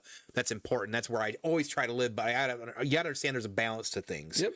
There's a balance to everything. You can't have one without the other. Peanut butter and jelly is a great example. But when you told me that was something that I just always connected with me. So then instead of like being the kind of person that said, "Oh, you're not supposed to hate stuff and that's terrible," and blah blah blah, I embraced it. And that's I mean we're going on 20 years nearly at that point. But I'll just never forget that. It's funny because it makes sense that would connect with you. Yeah. Because you think about it, taking it into your realm. That's the dark side. Mm-hmm. Yeah. The dark side of the Force isn't evil. Mm-hmm. It's different. Yeah. Yeah. Yeah. You're very Palpatine. It is. It's different. Like the dark side embraces their power. Yeah. Yeah. And you can even see it. I love it. I watch the scene a lot, actually. It's funny. This movie's grown on me a lot. When Palpatine is fighting Windu and he convinces Anakin to defend him. Yeah. And he's literally letting himself out there. Yeah. Like Mace could kill him. Yeah. And he's counting on Anakin to save him. Yep. And then immediately when he does that, he looks up at Mace and he's like, "I got you now." Yep. And he just blasts him with the lightning. Yep. And it was all to turn Anakin. Right. He was playing possum the whole time. But it's that he lets the darkness flow through him. Yeah. Yeah. Yeah. Yeah. And that would be it. It's you got to embrace the hate. Yeah. Yeah. You do. You do. So it's healthy. There's a learning lesson for you. Don't want to do anything bad to people, but no. it's not healthy to deny those emotions. Right. Right. That's how I've always just kind of lived at that point. And yeah, it does make sense because I love dark side shit. You know, I'm always a big fan of villains and a lot of things like you talked about earlier as well too. Yeah, I am too. But it's because, and I this is how I explain that though. It's because in most of my life I'm trying to be a decent, good, humble person with literally everybody. Right. So in my outside of real life into the fantasy realms, I want to enjoy that other perspective. And I enjoy it more sometimes when there's like a reason for why people are that sort of way. Like if you take Vader's a great example of that. Vader's descent was because of the emotion love. Yeah. There, I mean, there it is right there. Well, that and the Jedi horribly mistreated him. Yeah. I mean, they were condescending. They were mean to him. They wouldn't, like, they ostracized him. Yeah, on one hand, they praised him as being the one in the prophecy. Well, yeah, they did, but then they never sound like he never lived up to anything. Yeah. I mean, Obi-Wan was really condescending to him in the first 3 movies. Yeah. And I mean, and that's true with other characters too, right? You think about Magneto. Yeah. Like, there's a lot of layers to Magneto. Oh, yeah. Sephiroth's another one that's like that. Mm-hmm. I mean, he's also trying to take down Shinra. Mm-hmm. He's just doing it in a completely different way from the regular group of people. Yep. That's a whole, Jesus Christ. We could probably talk about a lot of that for a while. But I'm saying you take those characters with layers like that. Yeah, they're like an onion. They're the most fun ones to think about. Absolutely. And I think, as a matter of fact, next time that I have you back on here, that should be one of the topics we talk about is villains and their layers, and dive into that, because I think we'd have a really good conversation about that. Because Game of Thrones. Oh yeah. Final Fantasy. Yeah. Star Wars. Yeah. Oh yeah. That's gonna be the next time. Yeah. That's gonna be a good conversation. I do want to get to one piece of media that that's really important to you, which is Sopranos. Yeah, absolutely. And speaking of villains, that you watch and cheer the entire time. Yeah. The irony of that whole thing is Tony your favorite character in that series? Boy, that's tough. I figured that would be. I mean, like, obviously Tony's the main character and everybody's really partial to him. My favorite character, if I were to pick, my favorite character in that series is Johnny Sack. Oh yeah, I forgot you're a big fan of Johnny Sack. Yeah. And you got to be a real Sopranos nerd to even know who Johnny Sack is. And then funny enough, if you want to go one more, if you rewatch the series, and I've had to rewatch it several times to have this appreciation, the best acting performance is actually Junior. Oh yeah, the guy that plays Junior, you don't even know he's acting. He's really good at what he does. Like and then he has to later on play him as that he has dementia, like he's senile and shit. Yeah, and like and the other funny thing you'll notice is that when people, if you go on like Sopranos YouTube videos, everyone's always quoting Junior. Like every Tony video has he never had the makings of a varsity athlete. God, that's pretty funny. I'm to the point where I keep telling Brett, I'm like, we got to watch Sopranos. I got to watch it with you, So I've been gearing her up for that because she's daunted by large medias of series to dive into. And they're all an hour. They're an actual hour long. And I mentioned recently, I'm like, I haven't watched Breaking Bad in like 10 years. I kind of want to do that. And then I was like, wait, we should watch Sopranos because I want you to do Sopranos. Yeah. Because I think Sopranos will make you appreciate even Breaking Bad a little bit more, because of how good Sopranos is. Who do you think is the most underrated character? I mean, is that Junior? Is that kind of your answer, or do you think? Well, it sounds like maybe a lot of people kind of realize that. Yeah, I mean, Junior, it's literally the performance of the actor. Boy, underrated. For that one, I would actually have to go with Carmela because I think Edie Falco gets a lot of hate online for playing that character. Yeah. Kind of the typical misogynistic. Edie's a really good fucking actress too. She is, and the other thing is that Carmela's not quote unquote good. She's aware through lots of that series that she's complicit because of the benefits that she gets from being with Tony. Right. And one of my favorite scenes, Jesse and I were actually just talking about this, is when Janice shoots Richie. Mm-hmm. And Tony has to go over there and clean it all up and deal with it and everything. And he comes back and he's like exhausted and he's like sitting on the couch and he's just like, oh my God. And Carmela sits down next to him and she's like, what happened?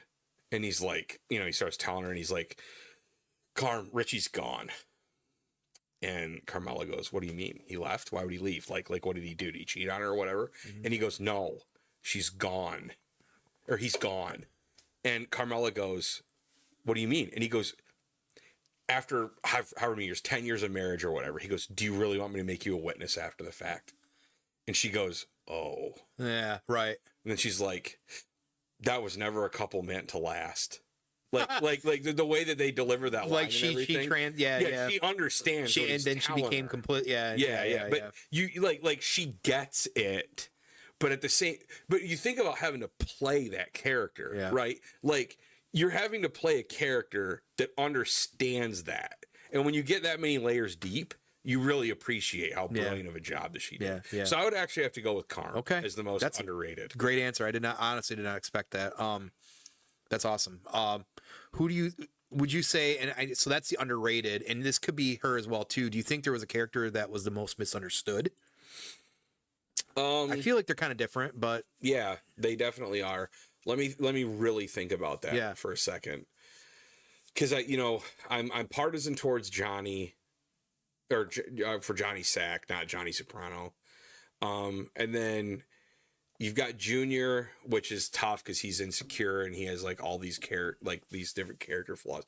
With that one, I'll go with Paulie. I was gonna say I'll go with Paulie. He would be the one I would say is the most misunderstood. Yeah. Yep. He and the funny thing is he's the one that makes it to the end. Mm-hmm.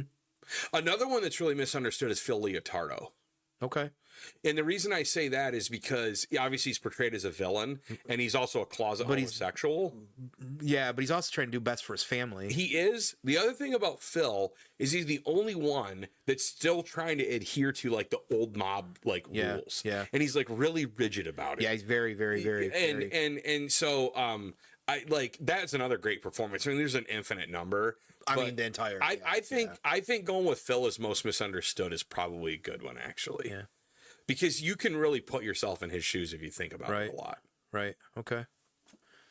That show is the ultimate Shades of Grey show. Yeah. There are no. You're heroes. cheering for a villain the entire fucking. No matter who you pick. Yeah. There's no heroes in the whole show. Yeah. Nobody's good. Right. Like even Breaking Bad. Yeah. That's Jesse has a good heart. Yeah. But not in The Sopranos. Yeah. Yeah. You're right. I think that's fair because they do get a lot of, I feel like, comparisons. I think that's fair, right? Because I know you're also a Vince Gilligan guy too. Like I love as much as I love Breaking Bad. I know this is always crazy when I say this out loud, but Saul was my favorite character. So like I like Better Call Saul just a little bit more than Breaking Bad. Right, he's actually the most evil character in the whole series. Yeah, I actually would debate his brother is, but that's a whole. No, see the thing is that I'll counter you with that. If you really go back and think about it, Chuck was right about everything. Yes, Chuck knew that deep down Jimmy was a bad dude. Yeah. And he kept trying to tell everybody. And yes, he was obsessed about it. He was keeping him down though too. He was, but like at the end of the day, he says to Kim, he will bring you down. No matter what you think or what he shows, deep down, he's slipping Jimmy. Yeah. And he's like, he doesn't want to be. He's like, I know his intentions are good, but that's who he is. Yeah. And when you go back and see that the next time, you'll see that. Chuck is actually a very sympathetic character on that show. Oh God, he drove me nuts because to me he was a villain. Like and maybe it's because I had the shaders on again. But well, no, I love Saul. Don't get me wrong, I love that show. Yeah. Me and Jesse talk about that show a lot too.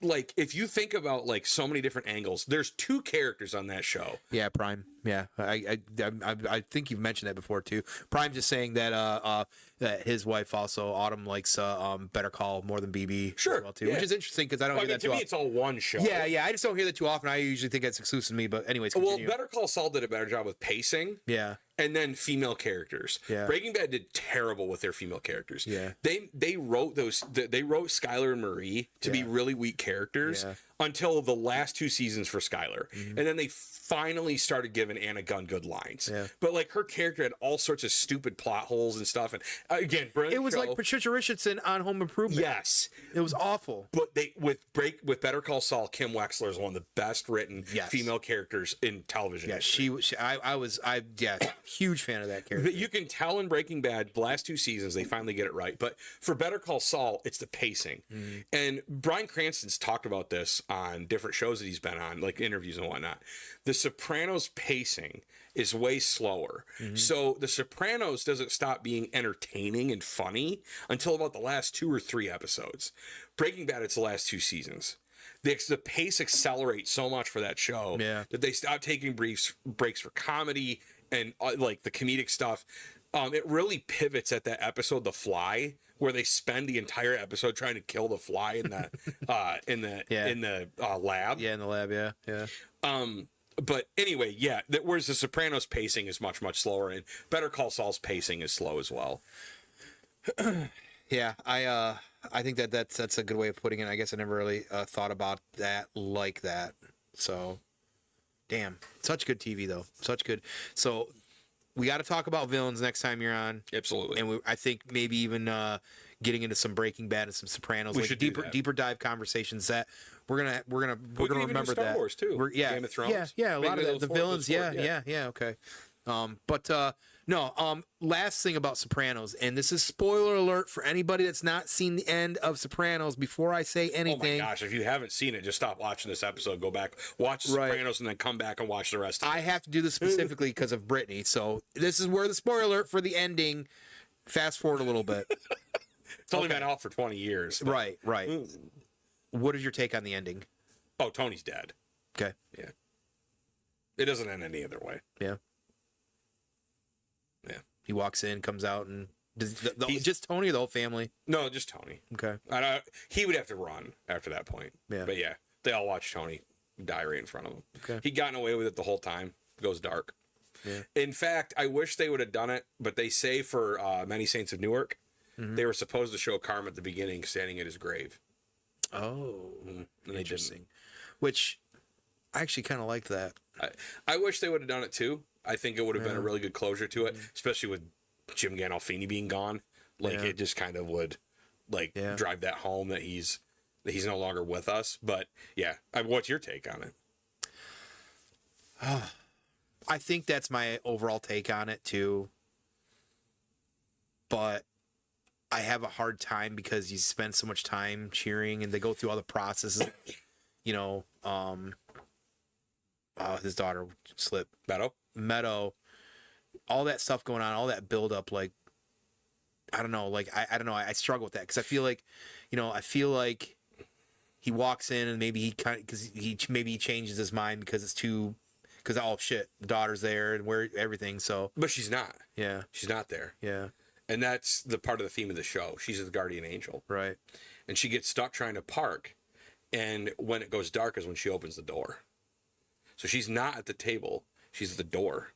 She opens the door when members only walks out of the room. And the other thing that's interesting about that is that because she would have been sitting next to him, right? She would have if she'd made it. Yeah, but she didn't. And the other thing is that the guy that was cast to be the members only guy, the only criteria was that he needed to look like Gene, who had hung himself. Yeah. And the idea is, because Gene still had money, because he inherited it, right, that his wife had paid that guy, and it was one of his family members. Right. Oof, heavy. It's crazy how, like, so many years later, people still talk about this movie, and I do brilliant ending. Yeah. By the way, Breaking Bad doesn't end much different. Yeah. Walt laying on the ground. Right. I mean, at least we get El Camino, which is kind of cool. But, yeah, you do, and then you also Better Call Saul leapfrogs that. Yeah, too. It's at the end of it. Not everybody likes those ambiguous endings. By the way, like Inception. I think you and me are both fans of those because we like that kind of stuff. That's a good one to talk about. Yes, it is. What happens with that? Yeah, I just watched that recently as well too. I have a strong opinion about that. Yeah, I think I might too on that one. I definitely think that he's dead or whatever. Like he's. So I don't think the top stops spinning. I think it keeps going. Yeah, that's what I'm saying. He's stuck in the dream. He's stuck in the dream. Yes. Yeah. I think and I know that even I think Christopher Nolan's tried to say that he's not, but I actually think it's harder to argue your way out of that. Yeah, I do too. Like all the indications are that he is buried. Yeah, that's way too many layers deep. That's what I think too. Yeah. Yep. Good shit. All right. So we're gonna try and start bringing some home. I know I feel like we could probably talk for eons, and I actually do still have a fucking ton, but that's perfectly fine. We can do it next time. No, we're doing well actually. I think. So again, to roll back, being the fact that we were roommates, we talked about, and I kind of alluded to how we'd say, some of the best times of our life that we had. Oh, 100%. Just generally. 2011. It's seared in my brain. Right. It was 2010, 2011, and some 2012, maybe some in that way.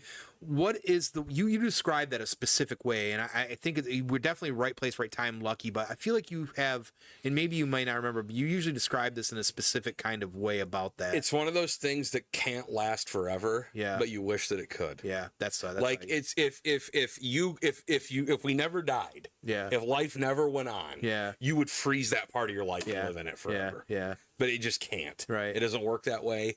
It unfortunately, we all get older, things change, things move on. Yep.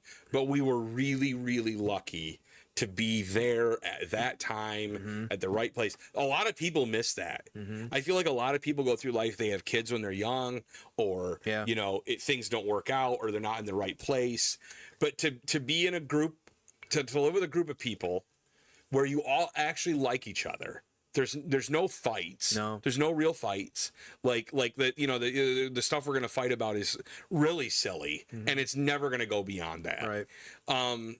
But for me, you, Jared, and Sean to all live together. And for the group of people that we had over and hanging out in the garage, Matts, the Evans. Yep. And everybody else that was involved with that crew, that was awesome. Yeah, we're so fortunate for that. We were. And again, the fact that you get along and you're having fun. Every night was like a party. Yeah. Every night. Yeah. I like the funny thing is we talk about all this nerd stuff. Yeah. My favorite moments from Northcore are watching Beavis and Butthead. Yeah. Yeah. So that's a great. Okay, perfect. So that's one of. So that's got to be one. So that's your favorite. Are there any other ones? Favorite moments from that time frame? The other ones would just be. So there's so many. Because Workaholics was like. Workaholics was right up there with Beavis and Butthead. Right. Because Game of Thrones is obviously up there too. Yep. And Aqua Teen. Right. Yeah. But Workaholics, man. That Teenage Mutant Ninja Turtles episode. You get him to the Greek. That was a great one. Yeah. We were all laughing so hard with that. Yeah, because we were stoned out of our gourd. But if I were to go back to like my true favorite, it's probably honestly just sitting on the back porch with you and Jared listening to Metallica. Yeah. We did do that often. Yeah. And then there's playing Rift. Like there's again, you could go through every single memory that you ever have at that place. I don't have a bad memory. Yeah, I know. And we just, like you said, it was a party night. Like, so here's mine. I wrote some down here. Okay. So Snowpocalypse. Yep. that was wild. I remember that vividly. Because we got 12 inches of snow in like 12 hours. Your store was closed. 10:31. I had two. Yep, I had Thursday, Friday off, and Wednesday was when the storm hit. Yep. And they shut them all down. And so you didn't have to work till Saturday. I had a 5-day weekend. Yep. Or 3 or 5 day, whatever. It was a long weekend. No, yeah, it was 5 days because I was taking off a long extended weekend. Got it. And Jared and I started bonging beers around 11:30 a.m. Yep. And you were like, let's start binging something. Let's binge Star Wars. Yep. Sean came upstairs and said, "What are you guys doing?" And we watched it out of order from how you normally do. Because normally you go New Hope, you do it in chronological release order. Right. And instead we did it in order of episode. Right. Yep. Sean come upstairs and said, "What are you guys doing?" And he immediately filed it. When we said we were about to binge Star Wars, he looked at us, turned around, and went right back down the fucking basement. I didn't see him for hours. He was so pissed. He was basically like, "You guys have all day off, and that's what you're gonna fucking do." Right. He was so pissed. Oh, that was so funny. Yeah. Stroke the fuzzy wall, Prime. Exactly. If there was a filing cabinet emoji. Yeah. Like Sean walked upstairs, found out what we were doing, slammed the filing cabinet shut, and walked back downstairs. He was over that. What is it from the Greek? The smoke a Jeffrey. Whenever you smoke a Jeffrey, stroke the furry wall. Stroke the furry wall. Yeah. No diddy. Let's see. The other ones I have, of course, you mentioned it. Rift gaming MMOs, because also then Star Wars Old Republic came out. I don't know if you dove into that with the rest of us, but Jared did, but I did. Yeah, I played Rift though. You were still playing Rift. Playing D&D nearly every Saturday night. Game of Thrones board game. Oh, yep, that's the other one too, the Game of Thrones. I didn't put Catan on there because of the amount of anxiety and fist fighting potential. I fixed that for you by bringing. Yeah, you did. You did. But yeah, D&D was really great. We had a campaign we played for a couple years. Oh my god, yeah. We took those characters from level 1 to Paragon. Yeah. And we did it the hard way. Yeah. And we played a lot of D&D. Yeah, we played You're talking about like leveling up an old EverQuest character, a lot of D&D. Yeah, you're talking about playing every Saturday, 4th edition. For like 4 years. In like 4 to 6 hours every Saturday session. Yeah. And we were smoked out, drunked out. It was, I don't know how we did it. I was drinking Canada House and Mountain Dew back then. By the fucking half gallon or something. You had that giant glass from Yusuf's wedding. Yeah, I still use them around here too. Yeah. Well, I upgraded to this now, but yes, you're right. I still have that. And then yes, Game of Thrones, which is probably still my favorite board game of all time. And I notoriously retired after I won 3 times in a row playing as the fucking Greyjoy. And the last win was so fucking because I love it. Last win was so epic because I'll never forget Darcy going to the Red Keep, and he slipped and fell asleep, and you had to get to 10 points or whatever it is. It's 7 castles. Right, and I managed to whatever the way was in 1 or 2 moves, I managed to get like 4 points and win the fucking game. And I'll never forget the look on his face, going like, because he left Highgarden open, and then I just you came down, slid right in, rolled through it all, and that was the 3rd win. I said, I'm not playing this game ever again, and I stuck to it. We've never played that fucking game ever again because I'm a prick, but I do want to play it again someday. Really, my only claim to fame is I won the first time. I've only won once. You did, but I won the first time. You did win the first time, and I won by stabbing Darcy in the back. It was the same thing. Yeah, I remember when I moved. I remember when I moved on the Reach to take that and then to take King's Landing. Yeah. And he's like, "What are you doing?" And I was like, "It's Game of Thrones, not Game of Friends." I remember that. I remember Sean always trying to play the Starks because he loved the Starks, and they'll never win. I don't know how they would ever win that. So the funny thing is having played the game a bunch, they're actually in the most advantageous position.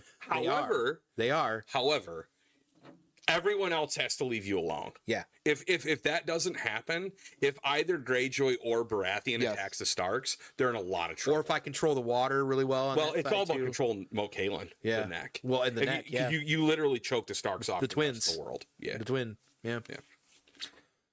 Whew, that was a blast. So that was definitely because we'd sit there, and that's where the infamous song of Jared's Taco Bell theme song. Yes. Beef, cheese, cheesy beef, beef, beefy cheese, cheesy beef, cheesy beef, beef, cheesy beef, beefy cheese. I still remember having Evan to my left. Like so I was here, Evan was here. And he has Taco Bell everywhere on the floor, just exploded. Yeah. And I remember Jared was sitting here and he looks over and he laughs and he's like, there's lettuce everywhere. Yeah. And you said, yeah, it looks like Hulk punched a salad bar over there. And then Jared pulled out his taco, which didn't have anything on it. It was just meat and cheese. And Evan looks over it and he goes, I used to eat them like that too when I was 6. Oh, fucking shit. Oh. That's where I started the coin to everybody that was going to get a tattoo above my belly button called Troll Life. All we did was just fucking fuck with each other the entire time. That Taco Bell song, maybe it will end up on a short. That's a great idea, Julia. That is a good idea. And we still sing that to Jared to this day because he does. If it's green or not beef and cheese, he's not eating it. He's got a little bit. He's got a little bit better. He's had to, I think, though. He would still get beef cheese tacos, though. Oh yeah, absolutely. Yeah, he also gets Grey Goose from Taco Bell, which nobody else can figure out. Yeah, he's the only one that they just know. Got to get Grey Goose from Taco Bell. Sean used to call it the vodka taco diet. Vodka taco diet. I haven't heard that in a long time either. Oh, fucking A. Fucking A. The other things that I got listed are late night workaholics because a lot of times Jared would get out and me and you would still be up because I worked Sunday nights. Sunday nights. He'd bring home the monster pizza. I didn't work. A lot of Mondays I would work 12s, but for whatever reason, maybe back then it just didn't matter to me, but he would come home with the vodka, or maybe we still had some, and the monster pizza, and we would just fucking get hammered drinking Gatorade and vodka or whatever the fuck it was, watching Workaholics or whatever. I remember one night Nikki was over, and there might have been more people than that. I just remember Nikki was there. Like Andy might have been over, I don't remember. And we were actually out of booze. We drank the house out of booze. And Jared came home with a giant thing of effing.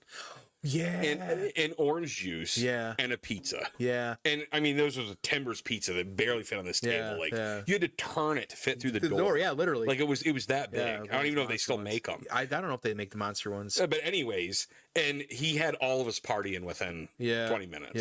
Yeah. God, yeah, he was always savior like that. Very typical. And the last one I got, of course, is the Sean bits. You know, there was a lot of Sean. You have to deal when you're dealing with Cappadocia, you're dealing with a lot of bullshit, nonstop bullshit. So yeah, there was a lot of Sean bits, but they usually would turn into various other bits and evolve. And I always said that you and him have a reverse filing cabinet. Yep. So like there's drawers on each side of a filing cabinet, Right. And the further back you bury a file, Yeah. it means that Sean just pulls it out first. So if something makes me mad or I'm annoyed or they don't want nothing to do with it, I put it way in the back. Well, on his side of the drawer, because it's like a teeter-totter, almost like it's back and forth. That's the first thing he's gonna pull. Yeah. Oh, you don't like this? Or Sean puts something back. I'm fine with this. I'm like, oh, we're still playing Rift. Look, Sean's not playing it. Go figure. Guys, you should download this game, this MMO game. It's great, called Rift. And we all get hooked and play it. And 7 days later, He's playing Ashwin's Call. Right. Yeah. He's over it because everybody's having a good time. Yeah, we start having fun. Fucker. And the last thing I do want to say about this, and it's kind of memories as well too, and it's a little bit heartfelt too, is rest in peace, Andy. Oh yeah. One of the there's 3 or 4 people I've personally met in my life as friends, and he was the first one I actually lost that I was close to as a friend, tragically. I don't know how to say, because Marcus is another one of those ones as well. Oh too. yeah, that one's heartbreaking too. Yeah, just 2 of some of the most kind, caring type of people that literally give you a shirt off the back. All the adages you think about those type of people: good-natured, happy, ready to have a good time. Nothing brought these people down. Andy could have been having a worse day. You'd have never known it. But he was always one of the first people to be there to have a good time, or if you needed anything. Yep. And there's a lot of stuff that we probably can't talk about that we definitely I can remember every minute when you called me to tell me what happened to him. I remember where I was. I remember every second. I remember it vividly, every second what was going on. It was a unique situation going on at the house at the time because Evan called me to let me know, and I don't. Yeah. Just completely awful. But we missed the shit out of it. I think about him constantly because there's always something that reminds me of him. Matter of fact, I was just somewhere not long ago. He's one of those people that always he doesn't look like anybody, but he's always got doppelgangers. It's the weirdest shit. Yep. And there was somebody recently, I was somewhere and had to do the double takes. I'm like, Jesus Christ. Like, my favorite Andy memory, and there's a lot of good ones. There's a lot. The one that I can actually tell without embarrassing someone who's no longer with us is the beer can chicken one. That was at Kendrick Street. And that was one of the funniest things I've ever seen. He comes over, he tells you it's only going to take like half an hour. Right. It's a Game of Thrones night. Game of Thrones is over. Yeah. He didn't even come over until it was done. Game of Thrones lasts forever. So like it's like 10:45. You have to work at 12 on Monday. Yeah. And it's great because Andy came over just infrequently enough to where you didn't want to get like shitty with him.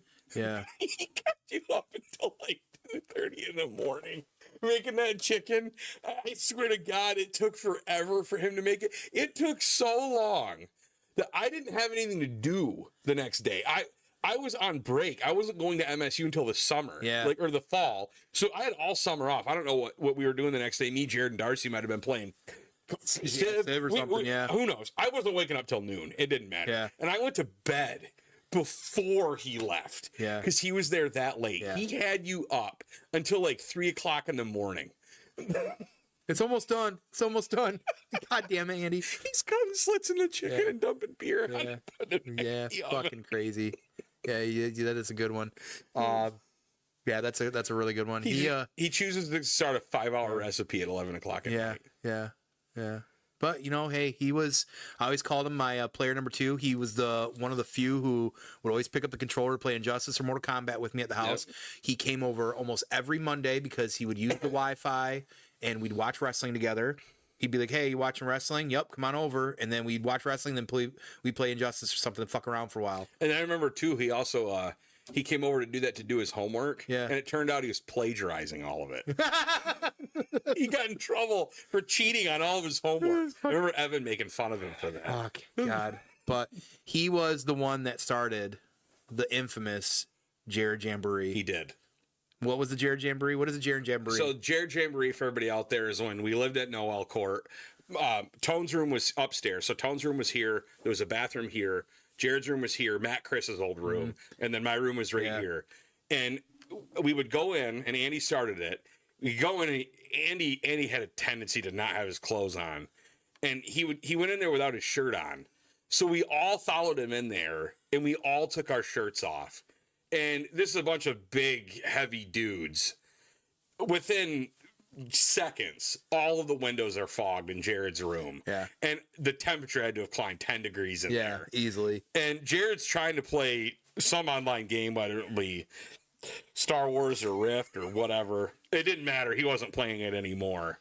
And there's literally 6 dudes on his bed half with naked. no shirt on. Yeah. Just cooking him out of there. Right. And the whole thing about it is that we call everybody Jared. So I'd look at you and say, "How was your day today, Jared?" It was good, Jared. How was yours? Yeah, right. So, and then I think it was Andy that came, or maybe it was Evan. I don't know what to clarify. Somebody started calling it Jared Jamboree. Yeah, I don't remember who did that. So we can give the credit to Andy unless Evan remembers. But right. And like Jared was like always who would work seconds and then loved the game or code or whatever he was doing. He also liked to be alone. So a lot of times, even if we were hanging out, like there'd be times he'd come home and he was the savior and we party for a little bit. But some days he wants to just be by himself. Right. He didn't get no. If we were hanging out and Andy was over, whoever was up, and we're fucking around, we were like, should we go fuck with Jared? We drug him into it. Yeah, we would walk upstairs and have a Jared Jamboree. Yep. And that was ruin his night. Which made all of our nights. Right. Yeah, absolutely. That was so while it might have been bad for his mental sanity, it was on the like the pendulum. It was enough to justify. Yeah. What a time to be alive. I guess that's. Jared Jamborees, we always tease him about him. We're going to bring him back, but we're all. Well, if one of us is sitting around him and takes our shirt off, he gets upset right away. Yeah. He knows it might, but he might be starting up.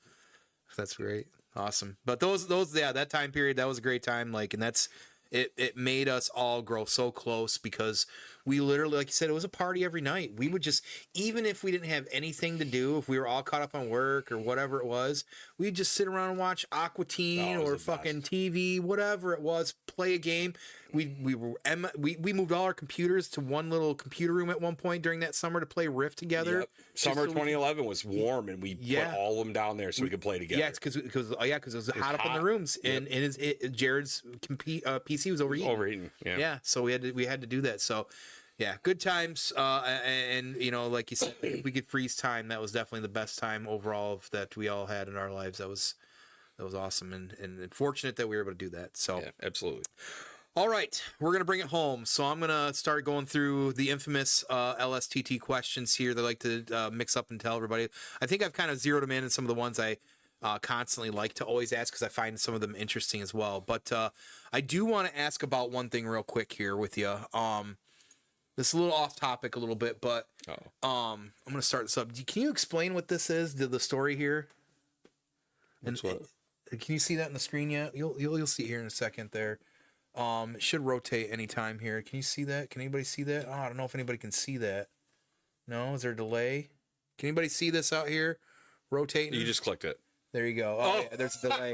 There's a delay. Okay, there we go. You're just catching up. I'm sorry. I think you're on YouTube's got a little bit of a delay. My Roar shirt. Yeah. So tell me about the importance and this shirt and how this gets brought up. Well, one, I'm too big to fit in it now, which is a real disappointment. Because you love this shirt. Apparently. I love that shirt. Yeah. I wished I could get 50 shirts that look like that. Okay. I have terrible taste. I love gaudy clothing. So if anybody ever watched Shark Tank, there was a guest shark on there. Why am I forgetting his last name? His first name's Chris. Anyway, he's Jesse and I's favorite shark. And he has this, he wears one shirt all the time. It's like the most Silicon Valley thing ever. He has like 13 of them. This is kind of like my shirt like that. Yeah. If I could, I would wear that every single day of my life. That's fucking incredible. And so whenever Jesse is like, what are you wearing? Or I tell her I don't have anything to wear. Right. I walk out with this on. Right. And she'll just be like, no, go back in there and put that thing away. You're not wearing that. Oh, my God. She sent me to that. I'm like, oh, my God, that is so great. Yeah, it's a good conversation piece. Like, look at the back of that shirt. I mean, it's a masterpiece. They don't even make them like that anymore. It's sad. Looks like you're ready to go to like a UFC fight with with Chuck Liddell or something. Right. I know. That's fucking. But it's got like rhinestones on it. It's a masterpiece. I'm glad that you're excited about that still. I wished I could wear it all the time. That's I'd have wore it today if it fit. That's fucking awesome. That's fucking funny. That's funny. So, you mentioned it earlier, about Knight Rider and stuff like that, and talking about Kit and Car. Was that something that you also shared with like your dad? Did he watch those kind of shows as well too? He did, but believe it or not, my mom also watched them. Yeah, I forgot your mom really likes a lot of media like that. She does. And so I just demanded that they watch them all the time, and then the show ended, and that was heartbreaking. And then I discovered at my grandma's house that it was back on syndication on USA. Yeah. So I started watching it again. But no, I loved Knight Rider. Yeah. I had every die-cast car that I got was as close looking to a Trans Am as it could possibly That's fucking gnarly. Okay. And I remember that was heartbreaking. It was the first toy I ever lost. I had an actual replica one. Then eventually I don't know what happened to it, and I was devastated. So I don't know if you recall the toys. I don't know if it was in your age crew, but it was called Mask. There was a toy called Mask, and the thing was the characters had these big weird masks on them, but they had a vehicle, and the vehicle would transform into something else. So there was a motorcycle that turned into a helicopter. There was a semi-truck that turned into like a tank. I had one specifically that I loved because it looked like a Trans Am and it looked like Kit. And it would transform into like a plane, like a jet or something. Because I also, like I said, I was obsessed with Knight Rider growing up as well too, and it was one of my all-time favorite toys. And you know, down here, Zilla calls down here the museum, and I wish that's one of those toys that I just wish that I still had was that old school Mask, like Trans Am looking, looked like Kit, but it was my most fucking favorite. So, but I never had any Hot Wheels or anything like that because I think they actually had like Knight Rider toys. They did. I mean, I say I had one, and I didn't have it very long, and I lost it. And the show wasn't on anymore. You couldn't get them in again. Yeah. And back then, there was no way to go back and order the stuff like you have now. There was no way of getting one. It was gone. Crazy. All right, to get to the real questions here. So I digress. I actually did make a mistake on this when I was realizing this, like probably last night. Normally, when you come up, I typically make sure that there's at least milk and cereal. Mm-hmm. I don't know if I've got cereal. I haven't been eating a lot of cereal recently, so we may have to rectify that once we leave out here to make sure you got cereal here because you're a cereal super fan. Mm-hmm. And it's also one of my favorite snacks to have in the evening if I want a snack. I just haven't recently a lot. What is your favorite cereal? All time, I'd probably go Cinnamon Toast Crunch. Okay. And then Golden Grahams are right there with it, which are very similar. Okay. And then I also I love Trix. Yeah. Okay. Frosted Flakes. Yeah. But yeah. I would if I was going all time. I don't have it all the time. It'd probably be Cinnamon Toast Crunch. Okay. I buy like a multi-meal bag of that shit. Yes. It's pretty close. Like I really can't taste the difference in like those big bags just because you. Oh yeah, I don't mean it has to specifically be Cinnamon Toast Crunch. I'm just saying like that is one that we buy frequently when we're buying cereal is Cinnamon Toast Crunch because it is definitively one of the best cereals of all time. Hands down. Hands fucking down. So, but I also my favorite cereal. This is really weird. Is Crispix. People are like, "What?" Oh yeah, you got to have the sugar to put on it. Yeah. See, I don't. It's just it's really crunchy. Well, what I've found since I use what I found with the almond milk. Oh, it's sweeter. You wouldn't. And I even get unsweetened almond milk, and when I put it with cereal, it tastes sugary at that point for me. So, and I love. It's definitely naturally sweeter. Yeah, it is. And I love it. I'm a big fan of it. What's your controversial hot take that you'll die on a hill that? And it doesn't have to be like a crazy conspiracy theory thing, but is there a controversial hot take that you feel like you're always just like, I'm stubborn about it, and you maybe even you're self-aware or whatever that looks like? What is your... You might have a better idea of what they are than me, because I don't know if I consider them controversial. I guess off the top of my head, and there's probably better ones to give as an example, I would give that everybody gives George R.R. Martin an effing pass for Game of Thrones. Oh, yeah, that's right. Yeah, I don't do that. I think he's a piece of shit. Yeah, right. But most people don't. Most people defend him. They say it's Dan and DB's fault. Yeah. Well, yeah, but he only had like 8 years to write the one book, and he couldn't even do that. Right. It was a cash grab. Yeah, he was getting those heroes. Yeah. So I that's a hill I would die on. There's probably a lot more. Yeah. I mean the Nintendo that's a good one. But yeah, if I were to pick one off the top of my head that I can think of the topics we covered, everybody gives George R. R. Martin a pass. It's effing BS. Yeah. He had so much time to give them the rest of that story. And then he uses the cop out of, oh, what they used wasn't the rest of my story. They got the notes from you. Right. Yeah. Yeah. Yeah. They made sure to get his notes. Right. Whatever. Yeah. Yeah. Of course they didn't want to do it anymore. Would you? Like, you spent all that time committing your Dan and DB dedicated a lot of time to that show. Now, I'm not saying they did everything perfect, or there's no reason to criticize them, but they spent a lot of time doing that show. And this guy couldn't write one effing book for you. I know they needed to do two, but he couldn't even get one. Yeah. Yeah, he still hasn't. No. Yeah. He's not gonna now. Why would you? He had the whole series to finish that. Yeah. And he didn't even get one done. No. Yeah, I don't understand why people simp for him. And I actually agree with that one.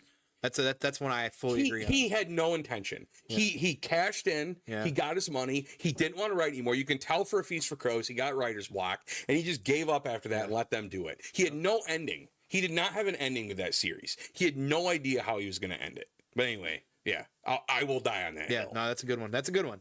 Did you watch House of Dragon? I have not.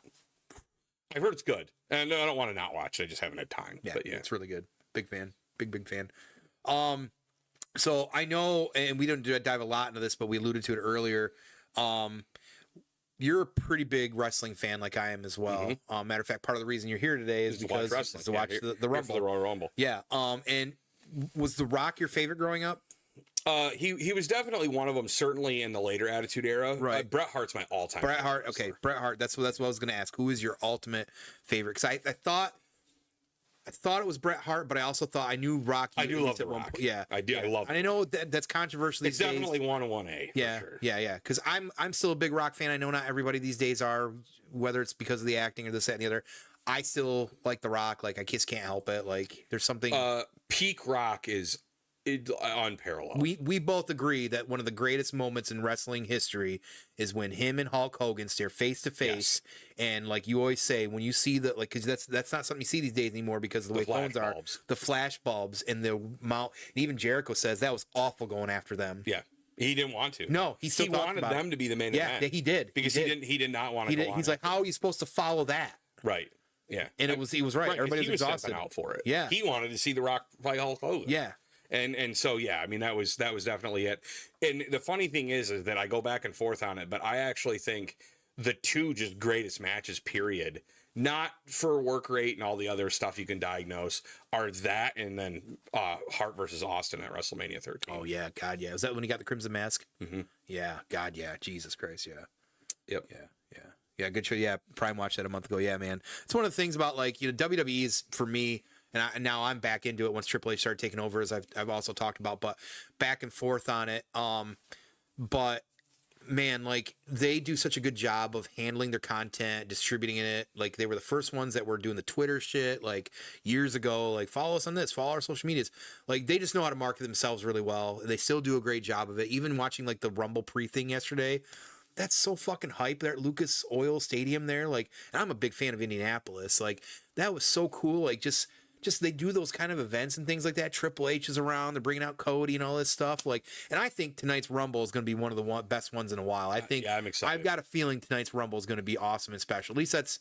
Yeah, we're gonna see, or we won't see. Yeah, we won't be able to see. My big prediction for that is and I don't think it's prediction. They've alluded enough to it. I'm pretty sure Alistair, aka Malachi Black, is going to show up from AEW. We might see some TNA people. I do. Well. I definitely. Well, Jordan signed technically with WWE, so she's going to be on the women's side of it.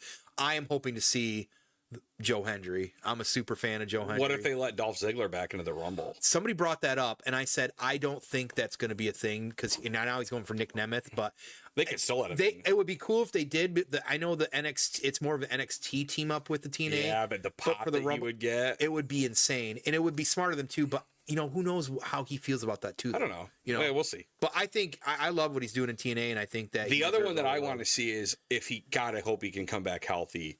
I want to see the pop that AJ would get if they played his old theme song on TNA and let him come out. That would be cool. And he's another one that people hoping to see tonight too is AJ. Mm-hmm. Yeah. I don't know if he's back then. Yeah, I don't know. The last report I heard on him didn't sound good. Yeah, it didn't sound great. So, All right, last question for you, and then I want to do my little closing here. So, last day on Earth, you get to choose 5 apocalypse. Let's say tomorrow, fucking the what song? The fucking it's Armageddon, right? Like fucking who is it? Steven Tyler. What's the fucking band? Aerosmith. Aerosmith's doing a concert right now because tomorrow, you know, we're gonna get hit because Bruce and Ben fucked up and didn't save us. They didn't split that. They didn't split the asteroid. We're getting hit tomorrow. So tonight you get to choose up to 5 meal items. Oh. And 2 drinks. 5 meal items and 2 drinks. All right. So. And you can be very specific too. Yep. And it doesn't have to be a side. Like if you, it doesn't have to be a side. 5 meal items. New York strip. Okay. That's my favorite cut too. Yep. Got to take masticholi with us. That's one of mine. Got to take masticholi. Yeah. I would probably also take the carrot cake from Diamond. Okay. Oh, you got to have a dessert. Boy. Yeah. 2 more. Tough. Yeah. 2 more meal items. Well, we'll jump to the drinks first. This would be one of them. Okay. It was a Belvedere martini specifically with Belvedere. And then the other one would be Jameson on the rocks because if I'm going to have anything, it's simple, but I want that one more time. Yeah. If I have to pick it as a meal item, I'd put a cigar in there, but I would allow. Yeah, that's fine. That would definitely be a part of the meal. I think that's and fair. Then probably post meal shrimp cocktail. No, there you go. Go with it. That's a good mix. That sounds very much you. I may have been able to guess some of those probably too. Yeah, probably. That sounds very. I normally wouldn't do steak and masticholi, but if I'm going to die tomorrow, I'm probably going to do Tomato Brothers specifically. 100%. So when I did my 5 last fall, whatever now at this point, that was definitely one of my meal items was specifically the Tomato Brothers masticholi. Yeah. Like it's. And if I had one more left, it'd probably be their breadsticks. Oh my god. If I had one more slot left in those choices. It's one of those things where you almost kind of like go there for the side and then everything else is kind of extra. Yeah. It's so breadsticks, and it also has to come with the dip. Yes. And I would even say that that's one of the best Caesar salads. Oh, yeah. Like I almost wish they had is it anchovy or sardine? Sardines. I almost wish they did the sardines on them too.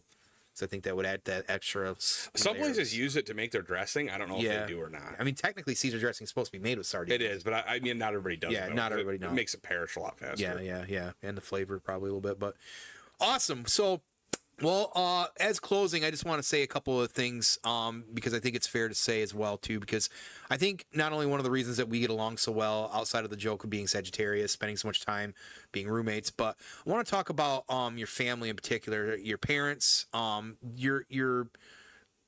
your family dynamic and the love that you guys have and outwardly share appreciation for. You know, it reminds me, I think, of my parents as well too. My mom and dad. There's a lot of similar dynamics there. You know, even though I'm now divorced, but like your parents were the only parents that I invited to my wedding when I did get married. You know, because you know I've had enough interactions over time with your parents. There's just so much love and value there that I appreciate out of them as well. And I think that's why I'm always such a super fan. Why I always want to fish with Phil, because he reminds me a lot, I think, of my stepdad's really, he's my dad.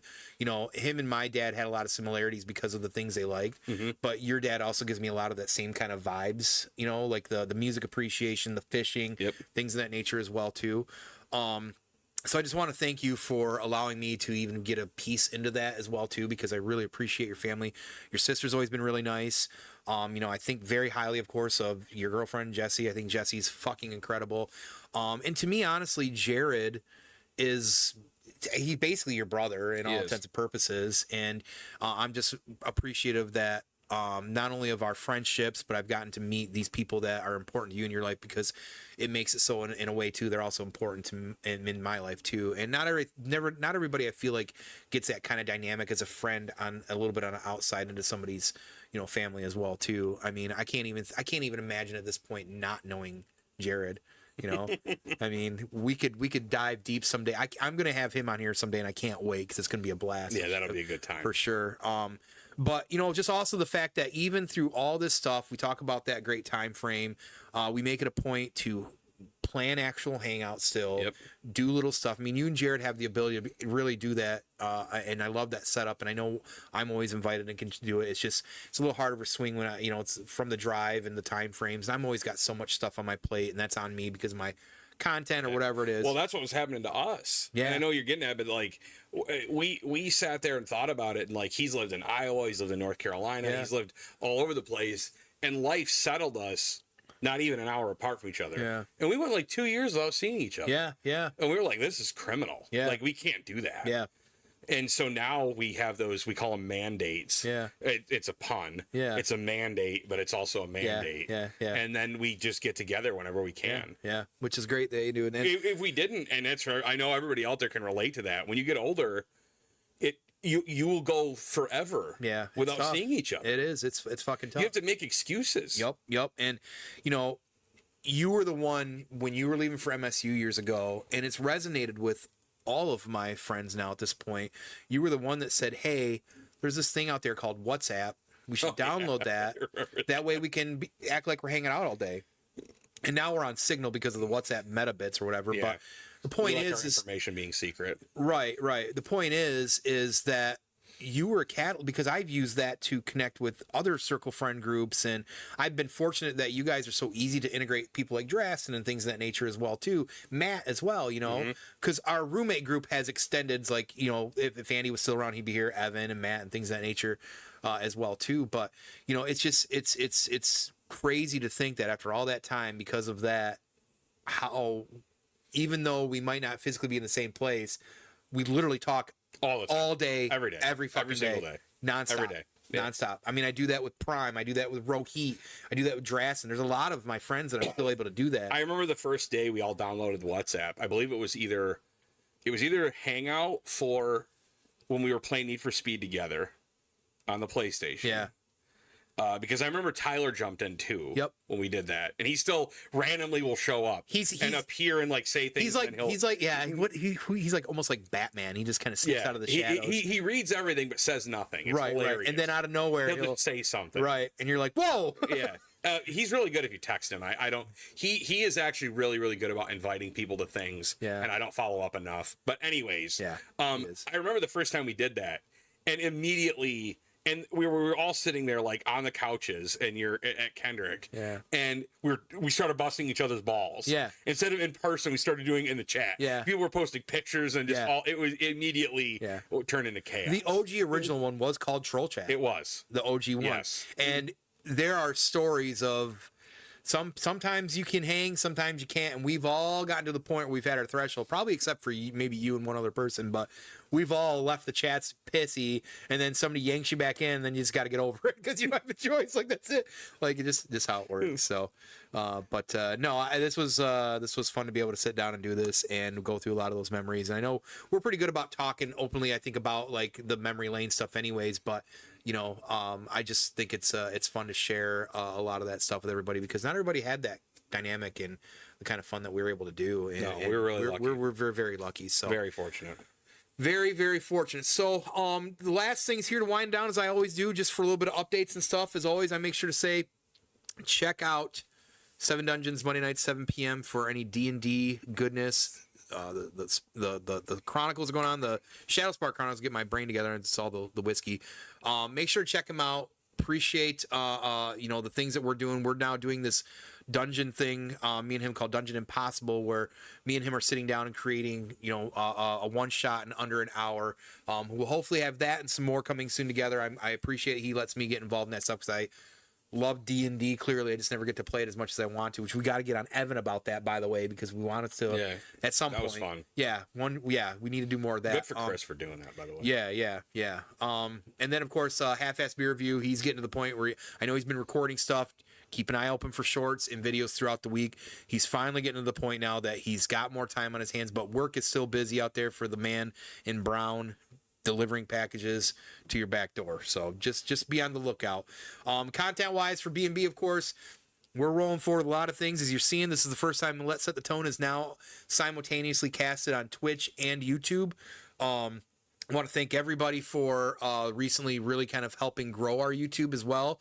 I'm putting out unboxings, I'm putting out paint stuff on the World According to Tone, and you know, anything else that dudes